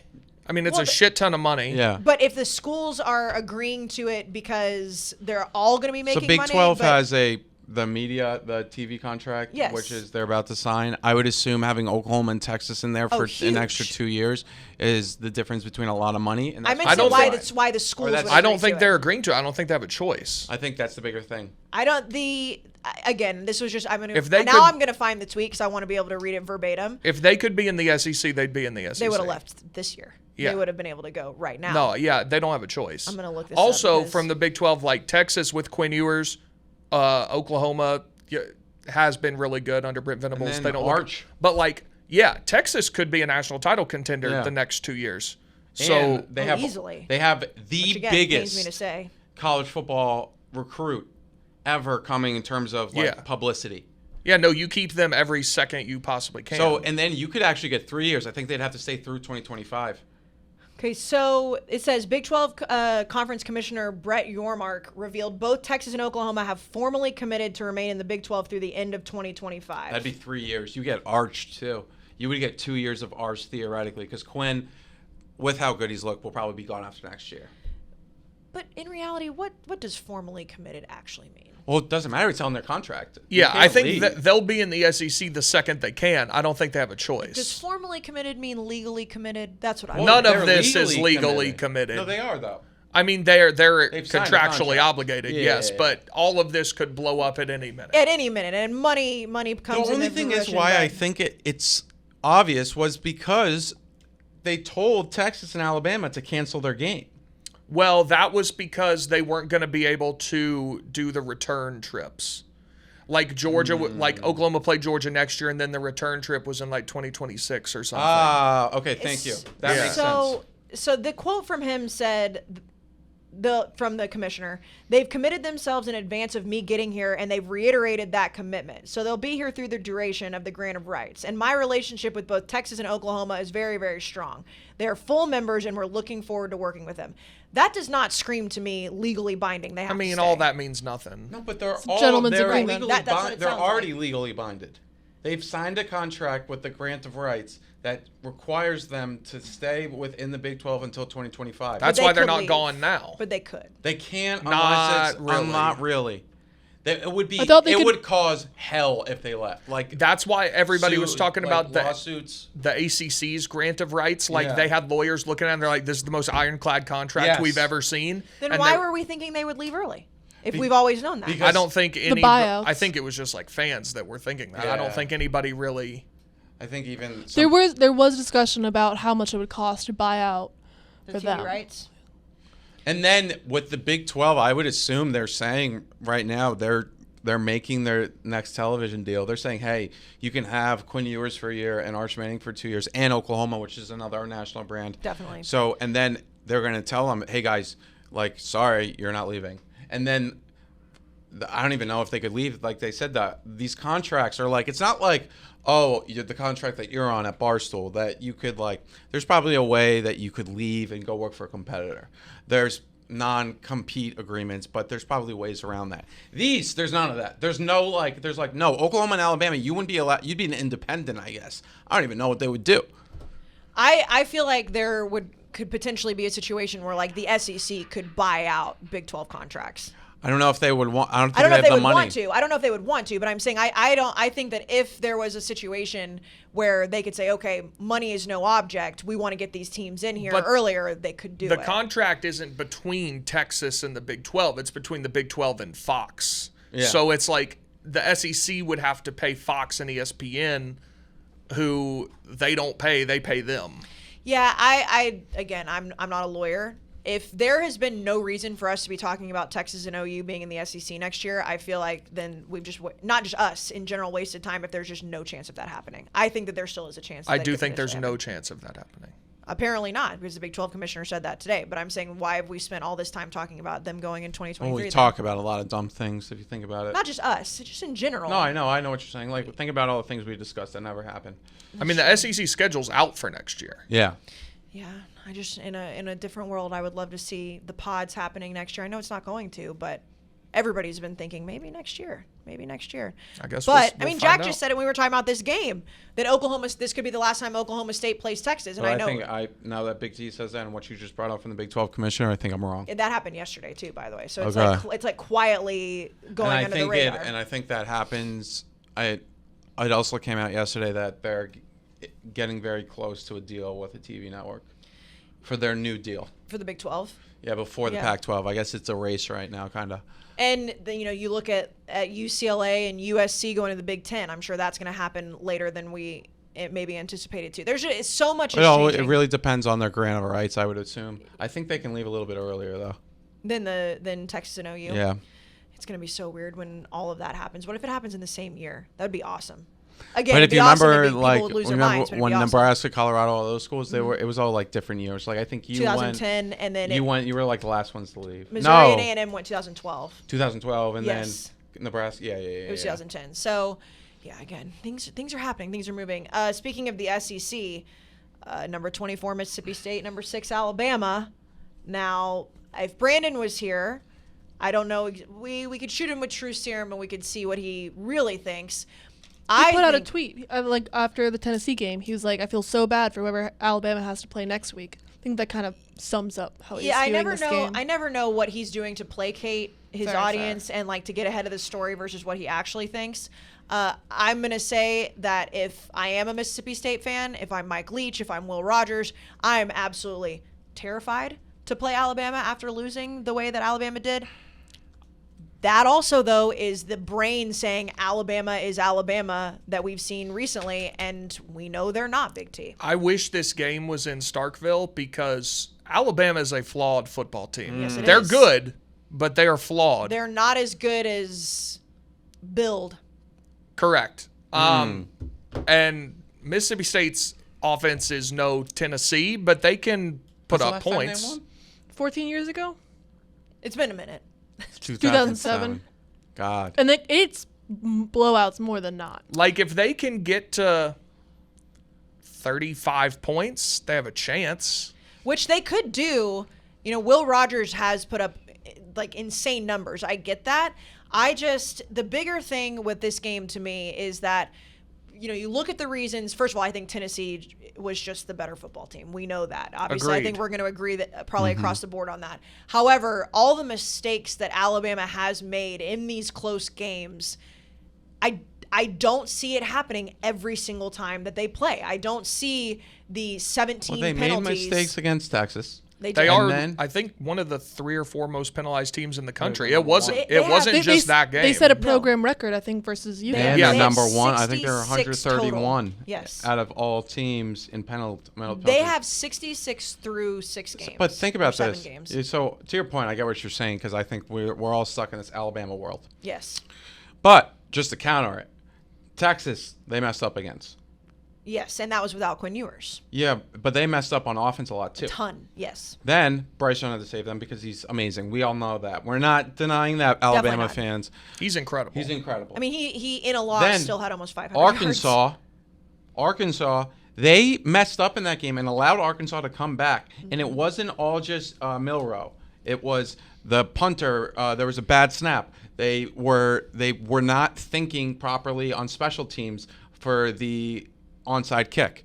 Then they go and play you guys. And how many mistakes did they make in that game? A bunch. And then they go and play Tennessee, and again they make. That's just. I mean, maybe they figure it out. Who knows? Also, they would have lost to Texas if Quinn Ewers stayed in. 100%. Their special teams are horrible. I was about to say, when you look at this Alabama team this year, and I know that they still have the greatest coach in college football history. We know that. We know they're the Alabama Crimson Tide. Other than Bryce Young, and I know that Jahmyr Gibbs has played very well. He's really good. When you look at the guys that when you put on the Alabama poster every single year, outside of those guys, this Alabama team has problems across the board. Jack just mentioned the special teams have been putrid. The defense has been giving up plays that Alabama defenses don't give up. And then all the penalties. So it's not just one phase of the game that Alabama's struggling in. Outside of Bryce Young and the guys you see on posters in Tuscaloosa, this is not the same Alabama team we've seen recently. This play gets lost because obviously the ending of the game was unbelievable. Maybe the dumbest play I've ever seen watching college football was Tennessee's only punt against Alabama. They kick the ball. The ball is coming to a rest, and an Alabama player who wasn't the returner runs up and tries to grab it and fumbles it back to Tennessee, and we scored. It really was didn't so make bad. Any sense why that happened. Truly one of the most nonsensical things I've ever seen. If that was like me in the place that made that play, it'd be like, oh, blonde moment, right? Like there's a word for that. It's just like you just forgot where you were, what universe you were playing in, because it didn't look like he knew what he had even done after he had done it. The refs were about to blow the ball dead. It was sitting there. It was crazy. And then that's the maddest I've seen Saban in a bit. He was on another planet. Because that wasn't a physical mistake. That was a mental mistake. And he was about to I don't know if that guy, I'd be interested to see. He may just want to go to the portal right now. He probably has already been threatened. Like, yeah, no, it's just you like, don't hey, go to the portal. He was like, hey, you don't recover. Those are one of those mistakes that like if you were at a company or at Barstool, like you would get fired for that mistake. Like that was such a bad mistake. That wasn't like you threw an interception, but you're Bryce Young. Right. That's why you shouldn't even be on the field. And that is why I think this Alabama team is different than the ones that we have seen recently. And I'm not talking about, the last couple decades. I'm talking about the Nick Saban dynasty Alabama, because they are making mental mistakes, not just once or twice this season. We've seen it throughout 2022. And I'm not saying that Mississippi State's going to beat them. I don't know, because it's still Alabama. You still have Nick Saban. You still have Bryce Young. But the mental mistakes, the penalties, the just lack of ability on defense, on special teams to make game-changing plays against a team. And Tennessee, again, deserved to win that game. Their offense absolutely did everything to win. But why are these mistakes happening? I just don't see them happening every single week. And no offense to Mississippi State, no offense to Brandon Walker and Coach Leach. We love Coach Leach. I don't see them making all those mistakes against Mississippi State. I don't either. They've made an exceptional amount, but like we said, did it against Texas, did it against Arkansas, did it against A&M, did it against Tennessee. How many times do they have to do it before we're like, maybe they will keep making this many And there mistakes? were signs for this last year too. Like, this isn't just a this year thing. It's slowly been growing. That's why I said I wish this game was in Starkville. They have not played well in a road game. I don't even remember how long. Because last year it was Florida they should have lost. Last time they played a good road game was against Mississippi State. In State, they won 49-9. Yeah, probably. Yeah. But like the Florida game last year, they should have lost. There was another one too. Auburn. And it's escaping me. Auburn, yeah. I mean, they have not played well on the road in 2 years. No, but you know what happened last year? They beat the shit out of Mississippi State. Fair enough. But do you also think, because we also saw on Monday, when did this come out? I think it came out yesterday. Sorry. Terrible news. Yesterday. Yeah, awful news. Sam Westmoreland, I think you say his name, unfortunately passed away. He was a freshman on Mississippi State. Mike Leach put out a statement, so did all of Mississippi State. It's awful. There's not much else to say when somebody that young dies. Like it's just awful. And also the impact that it'll have on the team and the locker room. Yes. I mean, this is, a lot of times in gambling, whenever people like to kind of like make like, oh, it's this game, kids are going to get up. I mean, this is a horrible loss and a horrible tragedy. We'll see how it impacts them. But, again, I don't know what to say about this game other than I still am clinging on to the fact that Nick Saban is going to be mad as hell every single week if they keep making this these types of mistakes, keep playing this type of football. But they've done it a lot this season. So I don't know. I'm still taking Alabama. I'm going to be honest. I like Mississippi State plus 21. I don't think they're going to win, but I think it'll be a relatively close game. You know what we're all going to have to watch out for. And I know he's already done it loud and proud. If Will Rogers has a hell of a game, which he may. I mean, Alabama's defense has shown to be flawed this season. If Will Rogers puts up big-time numbers, Brandon Walker will be leading the loudest Heisman, unlikely to win a Heisman campaign I've ever seen. That's fine. I mean, it's just like if he does that, it's you just know he will too. I mean, he's going to do that, but it's like, yeah, like Mike Leach quarterbacks put up massive numbers. Maybe they should be invited. I'm not saying he's a system quarterback, but we talked about this like probably 3 weeks ago. Oh boy, when I said that, Mississippi State fans were mad. Here's the at thing. me. Here's the thing. You're not a Heisman quarterback if he had to have won that LSU game and Kentucky game. The next team they give the Heisman to, the next player they give the Heisman to on a team that went 7-5 will be the first. Yeah. So yeah. But I'm saying Brandon Walker would lead that one. So they have go for it. They have 2 losses. Probably lose this one 3. They have to play Georgia 4, and then they also have to play Ole Miss. So how many yeah, Louisville with Lamar Jackson have? Was that they were 8? really good that year. They were good. 11-1 or 10-2. I think they lost 2 games. Then his last year they weren't as good. Okay, that's what I'm thinking of. Yeah, I think they lost 2 games the year he won. The year he won, that team was good. Gotcha. They barely lost to Clemson. There was a weird play where like it was 4th and 5 on Clemson's red zone, and this would have been all time if it was in the SEC or like when we were doing the podcast. The 4th down marker, the guy who was holding it on the opposite sideline where the pass was thrown, he was not where it actually was, and he was in front of it. So the wide receiver thought he got the first down, but it turned out the guy who was holding the marker was in the wrong spot. So it wasn't a first down. Oh, people were so fucking mad. Because the wide receiver, that's what he runs the route for, and he runs it towards that guy. And people were really mad about that. I forgot Lamar about played that. great in that game. It was like it was downpour. It was a great game. I think it was Deshaun. It was Deshaun. That was a great game. Deshaun Watson. That was an all-time mess up. You're And right. then If we would have had this I didn't podcast- realize this. Westmoreland's death was unexpected. So they're still investigating it. Yeah, it was a awful. sudden tragic. Sudden. Death. Yes. Yeah. It wasn't. Very so, sad. Very sad. And thoughts and prayers to the Mississippi State program, his family, and whatnot, his friends. I mean, yeah, losing someone that young always is just brutal. And it affects you for long past this game. Yeah, of course. Long past this game. Before we get to any other games, Jack, you and I have already talked about what I'm about to talk about right now today. Yes. HelloFresh. Because the HelloFresh gods gifted us some they HelloFresh came down today. the chimney like Santa Claus. More like the 3rd floor, but you know what? Yeah, no, They that's did the it. They chimney. did it. So HelloFresh has been a sponsor with us for a long time. We had an ad meeting recently, and I was like, yeah, I pay for HelloFresh. And our salespeople upstairs were like, wait, you actually pay for it? I'm like, yeah, that's how much I love HelloFresh. It makes my life so much easier. You can have the best meals, fresh ingredients, part of the name, and also you can save money, which is a huge thing to do in the fall, and really any time, but you're saving up for Christmas, saving up for that.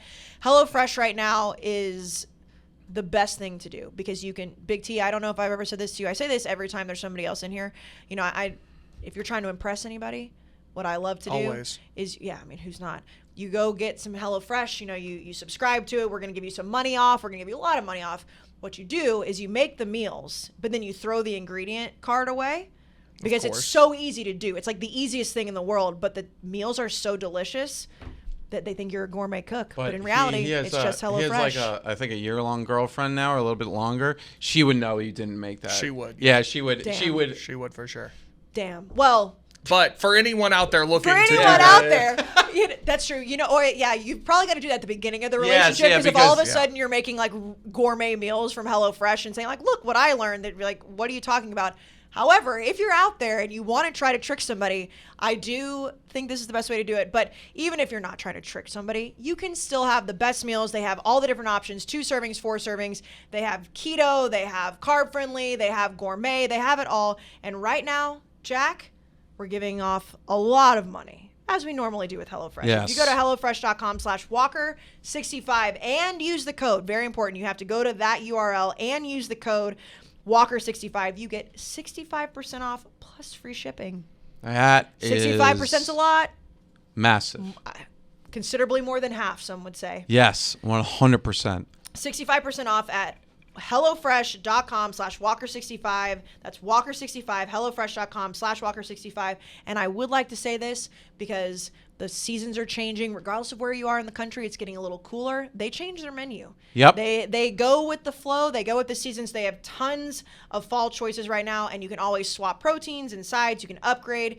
You can do any of that, and that's the coolest thing because you can go on. You can choose your meals. Whatever you're feeling that week, it will show up to your door fresh, straight from the market, and then you can make it. It's delicious. HelloFresh.com/Walker65. All right, let's go through the remaining games pretty quickly. We mentioned it earlier, just obviously it being a noon game is something that, Jack, you took pause at. Syracuse at Clemson. Syracuse, at this point in the season, being 6-0, 3-0 in conference, obviously an incredible feat. They've been playing really well. This is where I think they're going to run up against it. Maybe that's just, again, my recency bias. However, I think that what Clemson has shown this year shows they're elite on defense. Their offense is really good. And not taking anything away from Syracuse, I just don't think that they are going to be able to match up against Clemson very well. But crazier things have happened, as you guys have mentioned. Yeah, no, this is a tough spot for Syracuse. This is their biggest game in a while as a program. Garrett Schrader's going to have to really show up. Sean Tucker's really going to have to show up. And from there, we'll see how Syracuse does. But it's a tough task. The spread's 13.5. I think that's fair. I actually like Clemson.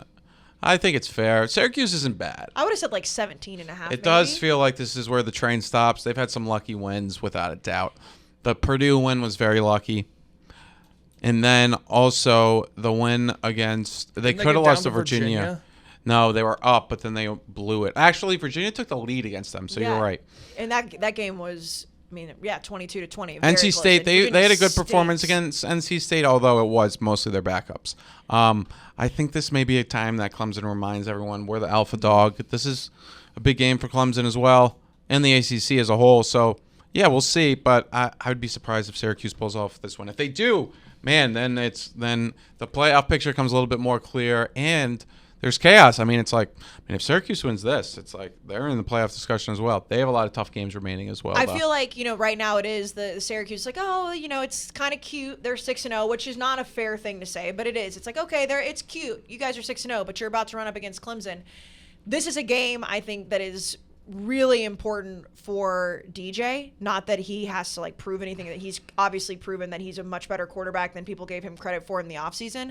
But this is another game where he could go in and absolutely tear up the Syracuse defense and even further that point. Because I was talking to Hubs, and I know Hubs is in the middle of Yankee season, so he's only thinking about the New York Yankees. However, he sits right next to me. He's a Syracuse fan, and his first thing was, well, DJ's really not that good. I think we can slow him down. I'm like, that's such a lame take. It is, because he's got 17 touchdowns and 2 interceptions this year. He's very clearly. How much does this guy need to do? That's what I don't know, and I'm somebody, Jack, who admitted that they were wrong about that early in the season. Mm-hmm. He's now continued to proven that he is a really good quarterback, despite what had happened last year, and they still weren't that bad last year. They still won 10 games. Mm-hmm. This is another game, I think, where if he hangs it on them and they run Syracuse out of the building, that it's like, I think we can finally put that to rest. And I know Syracuse, in the grand scheme of narratives, is normally not a team you can say that against, but they are 6-0, and they are 14th in the country at the end of October. If Clemson runs all over them, let's just all stop talking about DJ not being that good. I think that's mostly just a product of him having dug himself such a huge hole last year. Definitely. That, people aren't really paying attention. He's markedly better this year.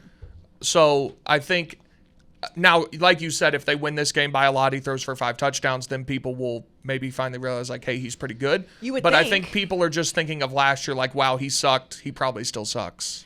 And that's unfortunate because, Jack's been leading this charge too. It's like earlier in the season, Brandon was saying that he didn't even think DJ would finish this season. I said, I don't know. Maybe, they could be calling for the backup. DJ's done everything he can, especially over the last month, to shut people up. And yet that narrative is still sitting out there. So how much more does he need to do? Well, I would say killing Syracuse, who is undefeated, would probably help shut that up. I think there will be a lot of people who tune in to the college football playoff and they see like he has 29 touchdowns and 3 interceptions and they didn't know that. Yeah. Definitely. And in the same vein of that, they'll look back and say, okay, so what? He had 400 yards against Syracuse at Syracuse. It was like, well, at the time, Syracuse was undefeated. And their defense isn't bad. No, They have definitely a good defense, not. yep. And I do, I'm selfish here. I don't ever root for people to lose for my personal gain. Well, that's not true. I absolutely do that. But I would love a Sean Tucker loss tweet. I really would. I would love to see him. Well, he's still #pleased with his performance. That's what I want to see. He did that last year. Right. Yeah. We haven't seen it yet because they've won every game. He may have a tough tweet this time because he may not be able to run for many yards against this Clemson defense. I was not pleased with my performance. Not pleased. Neither was I pleased with my offensive line's performance. I selfishly want to see. Now, he usually has to play really well and then lose for those types of tweets to happen, but Syracuse is really bad against the run. I didn't realize how bad they were against the run. How bad is it? In terms of EPA, expected points added, they're 110th against the run, which is bad, especially considering they don't have the toughest schedule. Not good. And then when you're looking at Clemson, their rush defense is elite, close to as good as it gets. Well, but wait, their number 11. I know you poo-pooed this in the past, but they're only allowing 95 yards a game on the ground. who? Syracuse. Syracuse. So that would be a discussion of what happens in those games in gameplay, but because they're usually up. However, I'm looking at that's why. No, the EPA makes sense, but it's just weird. It is weird. That is interesting, without a doubt, that they're only allowing that. Could you go back to that? It's right there. So number 6 in scoring defense, 11 in rushing defense, 12 in pass defense, 8 in total defense. Because I love the under here, but now that makes me question it. Yeah, their defense is definitely better than I think people realize. That's why this game is, their defense is still good. Yes. From an EPA perspective, they are 72nd in terms of defense, which isn't great. Their offense, though, ranks 25th or 28th. And they still have a good EPA margin, which compares your offense to your defense. But this is going to be a tough game. Okay, so Big T, back to your chaos question we talked a little bit ago. So let's just say, which I don't think any of us think is going to happen, but if Syracuse wins this game, I'll kill myself. Why? That just adds 2 more teams. So it makes Clemson a 1-loss team, which sucks, and then Syracuse is now in the mix. Okay, well, let's also be. I mean, let's say that happens. I don't think it's going to happen. I think we all believe Clemson will win and probably win with ease by the end of the game. However, we can lean on the fact that Syracuse won't go undefeated, I don't believe, even if they beat Clemson. They would still look at a 1-loss Tennessee team over a 1-loss Syracuse team and be okay. Now, Clemson, I don't know. Yes, and another one is 2-loss Texas. If they win the Big 12 with their 2 losses by a point to Alabama without their quarterback and in overtime without their quarterback, who's to say they don't get in? Make no mistake about it. In Tennessee's best season this century, there will be the most teams vying for the college football playoff that there have ever been, and we will finish 5th. And I will tell you, no offense, I will love watching the chaos. I won't love watching you be upset. And I'm not saying you guys should be I've left accepted out, that. But the chaos is going to be awesome. It's going to be Georgia, Ohio State, Clemson, and then the 4th one is TCU will go undefeated or some bullshit, and we'll be 5th. I've accepted that. That's fine. That will be at least you've accepted it this early. Just really quickly before we go rapid fire through the slate, another game, Ole Miss, LSU. Ole Miss is 7th in the country. LSU is not ranked. However, it kind of actually shocks me that the spread is only 2.5, and it's also favored. LSU is favored. I know it's at home. And I'm not just saying this because I love Brandon with all my heart. I'm not just saying this because I want to echo what he said. This feels very much to me like we find out, not that Ole Miss is a bad football team, because they definitely are not a bad football team. This does scream to me, Ole Miss is not an undefeated top 10 team. Everyone loves LSU so much, I know, though. which is uncomfortable. And remember, this game is taking place in the daytime, and they say it's unfair for them to have to play in the daytime and that their crowd is only good at night. So keep that in mind. I'm reminded. I don't know. Everyone seems to love LSU. LSU kind of sucks.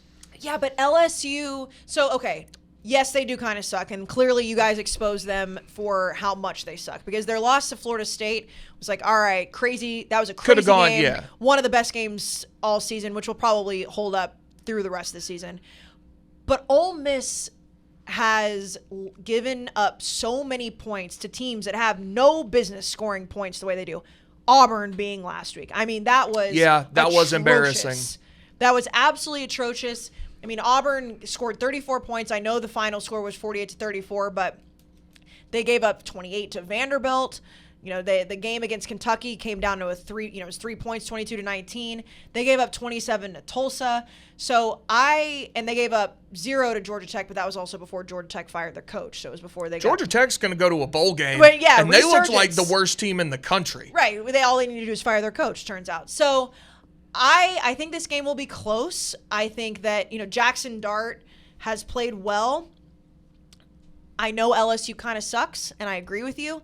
I just don't think that unless Ole Miss has figured out all of their defensive woes in the last week, I think that LSU can score points, and I think that LSU's defensive front against the running game that Ole Miss has had, they have two incredibly good running backs. I think that Ole Miss can do enough on defense to slow them down, and clearly Ole Miss can't slow down any offense. Both of these teams this is the mid bowl. This is mid versus mid, but I'm so tempted to bet on Ole Miss just because, I think LSU is going to run all over them. But Ole Miss's offense is fairly similar to Tennessee's, and Tennessee, I mean, they couldn't have stopped a wet paper bag that day. I think Hendon Hooker is wildly above. Oh, yeah. Listen, Ole Miss is not Tennessee. Don't get that twisted. But in terms of pace and style, it's similar. Yeah, I would agree. You're not going to score just, 20 points against Kentucky? You'll score 40. Oh, minimum. Right. Yeah, but it's like Ole Miss offense. I see what you're saying, though, style-wise. Yeah. It's an apt comparison. I'm not over the moon about LSU. If I was, I would put more money on it. I did bet LSU. I think they'll run all over them. And then also the home factor. Ole Miss is just If they lose, it doesn't count, though, daytime. Yes, I know. I think it's a good shot, but you are right. A lot of people do love LSU, and I see where you're coming from. It is everyone. I haven't heard a single person say they like Ole Miss. Well, Mintz has said that. Okay, well. No, it is. With how bad LSU has played, especially when they played against Tennessee, it is odd that so many people are high on LSU, but I do think that it has to do with people are just kind of waiting for the shine to fall off Ole Miss. And again, that does not mean they're a bad football team. I think it just means that where they are and what they've done, especially defensively, is going to have to falter. And if it faltered at Death Valley, despite it being a 3:30 kick, it still falters. Yeah. So let's go to the slate. We'll run through this really, really quick, and then we'll get out of here. We've already mentioned the game. So we've got Iowa at Ohio State. Boy, that'll be... Iowa will not score. That'll be an absolute bloodbath. I think I saw... You don't think they're going to score? Probably. What's their team total, 9.5? Whatever it is, I'll probably take it. I believe I saw Ohio State has 27 red zone touchdowns this year, and Iowa has been to the red zone 12 times. You're right. It's 9.5 for Iowa. I will be taking the under. Yeah, no, we could look up in this game's 55-0 and just... Yeah, sure. Iowa doesn't have a bad. This is a test for Ohio State's offense to see how good it is, because Iowa's defense is not awful at all. They're not awful. It ranks first. It ranks first in SP Plus defense, which is very impressive. And then from an EPA perspective, they rank 5th in per game. So and their pass defense ranks 13th. So you are looking at a defense that is not like Katie has the stats up right here. Number 3 scoring defense. Only 9 points per game allowed.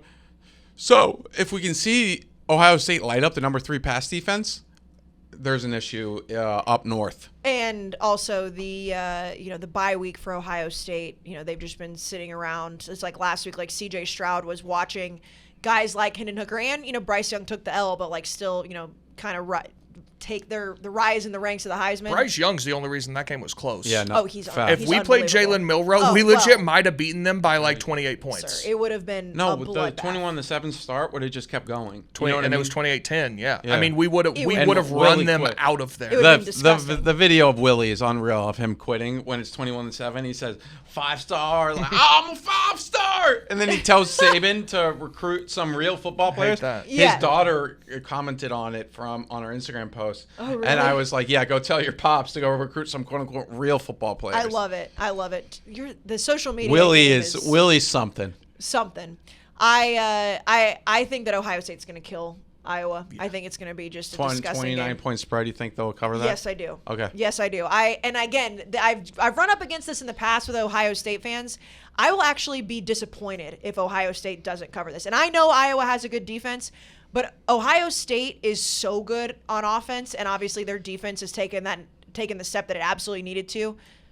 If they don't beat Iowa, if they don't cover that spread, I'm gonna be like, what the fuck happened? I mean, you're playing a team that cannot score. They physically don't know what an end zone is. If they don't, it's because they pulled their first 3 strings to prep for Penn State. Yeah, I even think the second and third string defense would perform pretty well. Yeah. It'd have to be like the freshman walk on. I will be sad for Ohio State fans if they don't cover this point spread. That's the way that I feel about it. And I said that a few years ago. I think it was like a 55-point spread against Rutgers, and they didn't cover it. And I was talking shit, and they were like, "Oh, like it's." And I'm like, "No, you should cover a spread against Rutgers. That number for a reason. You should cover the spread against Iowa." I think it was COVID.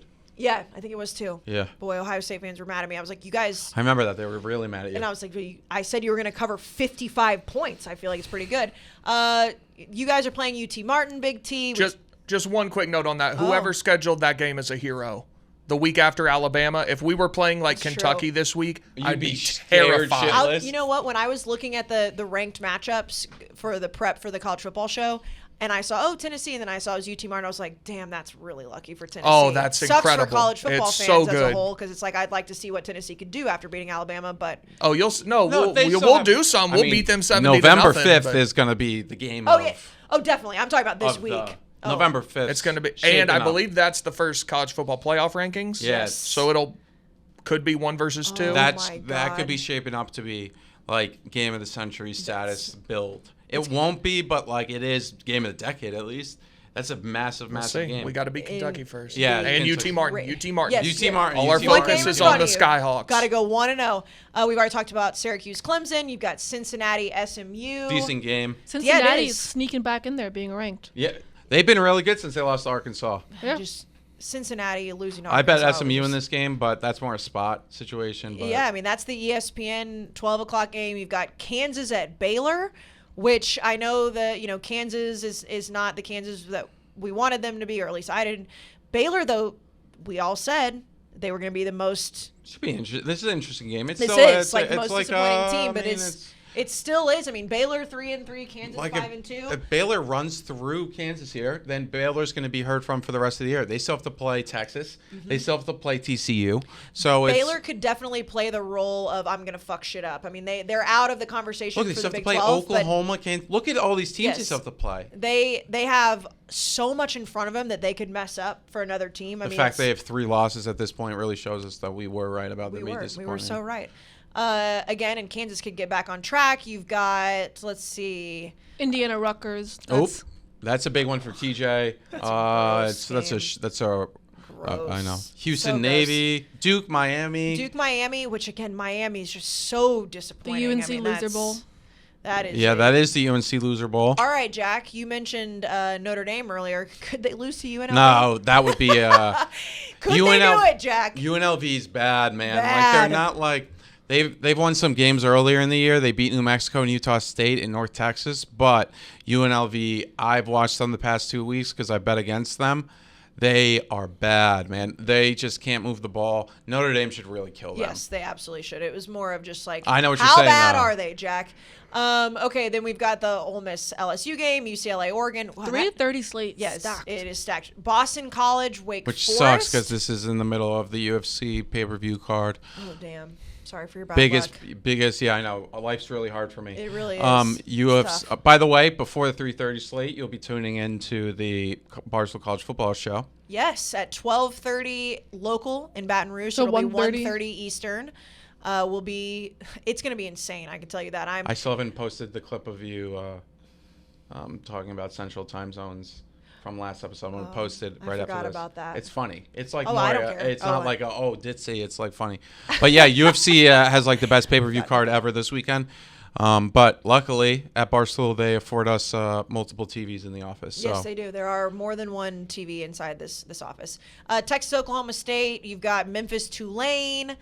3:30 is stacked, and then you go to BYU Liberty. Not bad. Oh, Liberty. Talk about it. Those are two religious schools. Yeah. It's a religious matchup. Caden Salter, good quarterback, got kicked out of Tennessee. Yes, he did. And I thought he got kicked out of the Liberty, too. He's their quarterback. He got kicked out of Tennessee, and then he went to Liberty? Mm-hmm. What do you do at Tennessee? Weed, I think, twice. The first semester he was there. I feel like Liberty probably would frown upon such things. I don't think Hugh Freeze frowns on much. No, also fair. Second chances. Purdue at Wisconsin. Hasn't Purdue not won that for 14? Or it's very uneven. It's like 14 years in a row. That sounds right. Yeah, I can't think of the last time they beat Wisconsin. I know Wisconsin is.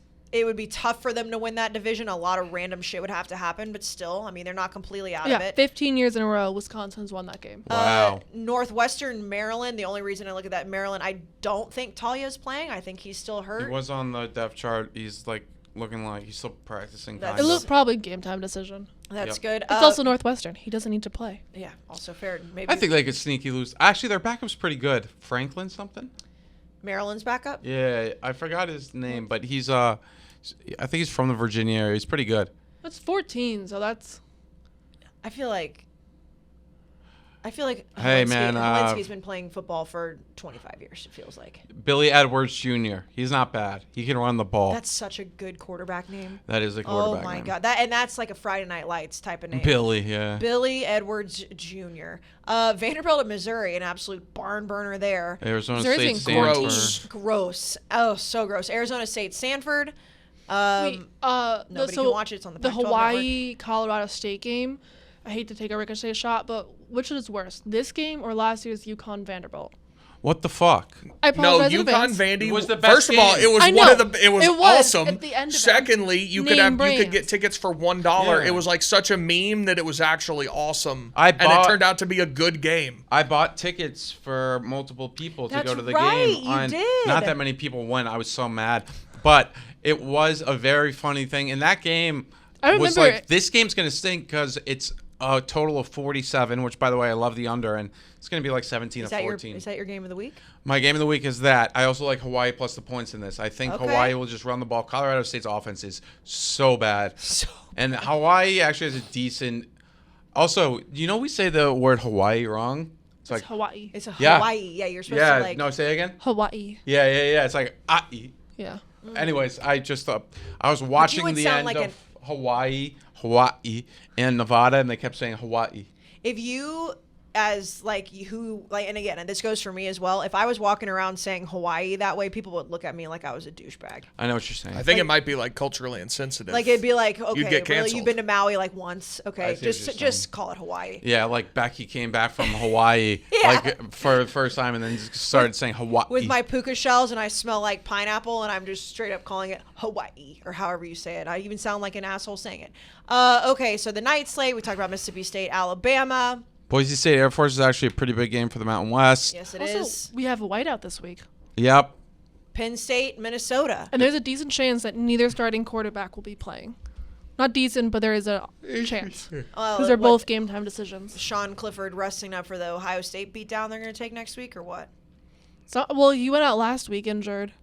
Our resident Penn State fan thinks that it's all fake, so Drew Allard can respectfully take the reins and let Sean Clifford go out into the sunset. Love a good conspiracy theory. A&M, South Carolina. -3. I'll be honest, maybe it's just because I'm wearing maroon-colored goggles. The South Carolina fans that have been in my mentions saying that A&M's going to get boat raced. I have no idea what they're talking about. I take back calling so Ole Miss LSU the mid bowl. This is the mid bowl. This is the mid bowl. I agree with you. I mean, just two perfectly mid teams. I don't know if I would say South Carolina is mid, and I know they have a better record than A&M, which is shocking.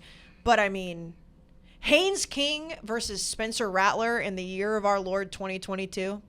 Gross. I'm going to be honest, not great. I will be watching. Because it is one of those forced conference rivalries that it's not a rivalry at all, but everyone's forcing it.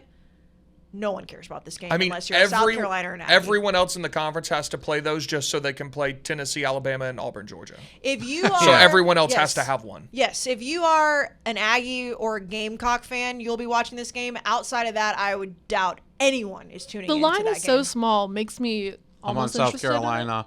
Are you? Yeah. I think they're. I actually kind of like them there too. +3. I can't trust Spencer Rattler. I got them +3.5 earlier in the week. I like it. I like it a lot. I think it's going to be. Columbia's no joke at night, and I think there's not that much separating these two teams. Haynes King and Spencer Rattler combined this season, 10 touchdowns, 13 picks. Ugh. See, I don't even know if I'd call that the mid bowl. I would call that the subpar poll. It's just subpar. Yeah. Subpar quarterbacking. UCF East Carolina, Kansas State, TCU, we've already talked about. Colorado, Oregon State. Didn't Colorado get a win last week? Yep. The interim coach. Yeah. Pitt, Louisville. Gross. And then what's the Pac-12 at night game? Washington, California. I mean, kind of the night slate's not near as good. The 3:30 slate looks great. Pittsburgh has been one of the quieter teams this year. They were on everyone's board last year. Now they're just and Louisville too. Jack, I know you and I had high expectations with him because of Malik Cunningham. But, anyways, anything else, you guys? Can you think of? No, I'm excited for the slate this weekend. This should be a good one. I don't really have that much. Thanks for coming on, Big T. Yeah, Big T. How did you feel on this podcast? This was good. Do y'all usually go 2 hours? Was it 2 hours again? This was 2 hours again. Jesus Christ. Y'all doing some macro? Brandon doesn't let us talk. And when we try to have the discussion that we had about... Oh, that would have never happened. The discussion we had about a parity, even though we were all very mature talking about it, Brandon would have had a mental breakdown about 2 minutes in and said, if we keep talking about this, I'm going to have a fucking freak out. So then we go to the next one. So that's why ours usually an hour and a half, not 2. Because we will discuss when it's just us. So we're mature adults. Not that he's not. He just can't stay on the same topic for too long. Yeah, he doesn't. And I don't know. Here's my thing. If you have more time to talk about college football, then if he just can't listen to other people's, if it's not his opinion he's listening to and it's not Big Cat, he just turns it off. I would like it on record that Jack started this podcast taking shots at Brandon and ended it, and that is why Jack Mack is the pettiest, best in the game. No, I love Brandon, of course, we can't wait to have him back on Saturday night. Yes. Also Friday evening at the casino. Oh, you guys are going to see him tomorrow? Yep. Yes. And reminder that we will be the grand opening of the new Barstool Sportsbook at the L'Auberge Baton Rouge. Apparently, every time I say it, I get corrected. It's the state-of-the-art sportsbook, folks. Okay. State-of-the-art. So, it's going to be awesome. The ribbon cutting, and again, Jack, if you are in Baton Rouge, yes, it is at 3:30. 3:30 Central? Central. 4:30 Eastern. Yes, 4:30 Eastern will be the ribbon cutting for the new sportsbook. What a crew. What a crew. It's going to be Dan, myself, Brandon Walker, Hank, and Big Ev, and then Jack McCarthy, if you care about that guy at all. What an no one does. Dave's on the schedule to be there later, not for the grand opening. Did you see that guy who tweeted at Jack McCarthy about, because we made the joke Jack doesn't want to watch the Penn State Michigan, yes. And then someone was like, Jack McCarthy shouldn't be working in an important role at Barstool if he doesn't know Penn State Michigan's good. And then he was like, no, I'm not that Jack Mack. And he was like, no, I know who I'm tweeting at. And then you were like, guys, we were joking. Yeah, we were joking. Jack, that was just a joke. But nobody cares for him. Can I also tell you that the only reason I saw those tweets was because he texted me the tweet and was like, what the fuck, man? And I was like, bro, clearly we were joking, but also you are kind of an asshole. So also, welcome to people tweeting at you mean things, saying that you shouldn't have your job. You saw us get into a full-blown argument today. So I get it. And Big T witnesses it on a daily basis. Well, he just has his headphones in. He does the right thing. He just That's true. That's a good point. He will be there, though, if anyone gives a fuck. I love how they just say Ev, not Big Ev. Yeah, just Ev. Why don't they say Cat? If they say Big Cat, why don't they say Big F? or not? Why not double vodka Dawn? Yeah, know? DVD. So what if it on the graphic? So the grand Funny, opening though. Central Time again is 3:30, but also we will be hanging out from 6 to 8. I believe Dave will be joining at some time around 8 o'clock. I can't promise that, but he will be getting to Baton Rouge So as you'll well. get there once it ends. Nice. Yeah, so he'll get there eventually, and then the show again is at Fred's the next day at 12:30 I Central can't wait Time. to see the atmosphere. I wish I was there, but I won't make fun of you, Jack. I Don't know. worry. No. But I can't wait to just see it, like the Yeah. videos. It's gonna be great. It's going to be crazy. So if you are in Baton Rouge, come hang out. I believe Dan and Dave will be going to the game. Yep. So they are going to, I saw a clip from Pick'em where Dan was talking about how the last time he went for the LSU-Alabama game, he got blackout drunk just walking to the game because, of course, that's what happens in Baton Rouge. People say that they were handing out Capri Suns. Dad Capris, right? Or Capri Daddies. Capri, They're yeah. basically straight vodka. Yeah, you just inject vodka into a Capri Sun is what he was saying that LSU fans were giving him last time. Also, Hey, LSU fans, I know you're gonna show out. Like, I just LSU know fans it. will be and great. Casey, you look out because you're going to fly back right away. The rest of us at 6 a.m. No, Someone's no. going to miss that flight. Definitely. Oh, Definitely. yeah. 6 It's like a.m. Vegas. So you're in a. Also, you're in- we're staying in the casino, so I'm really excited to see LeBears in person. I think their casino doesn't close, or it I like doubt stays. it it's like, ever closes. we're Wow, not you're gonna see sleep. some. I'm excited. You're gonna see like Mincy's cousins in there at 3 a.m. But you... Man, you know who you won't see it. Never mind. I'm Yeah, not that, gonna I make that literally joke. was I'm about not to gonna say, make that joke. All right. We are too mature to make that joke. Thanks for tuning in. This has been Unnecessary Roughness. We will be back for our instant reaction Saturday night.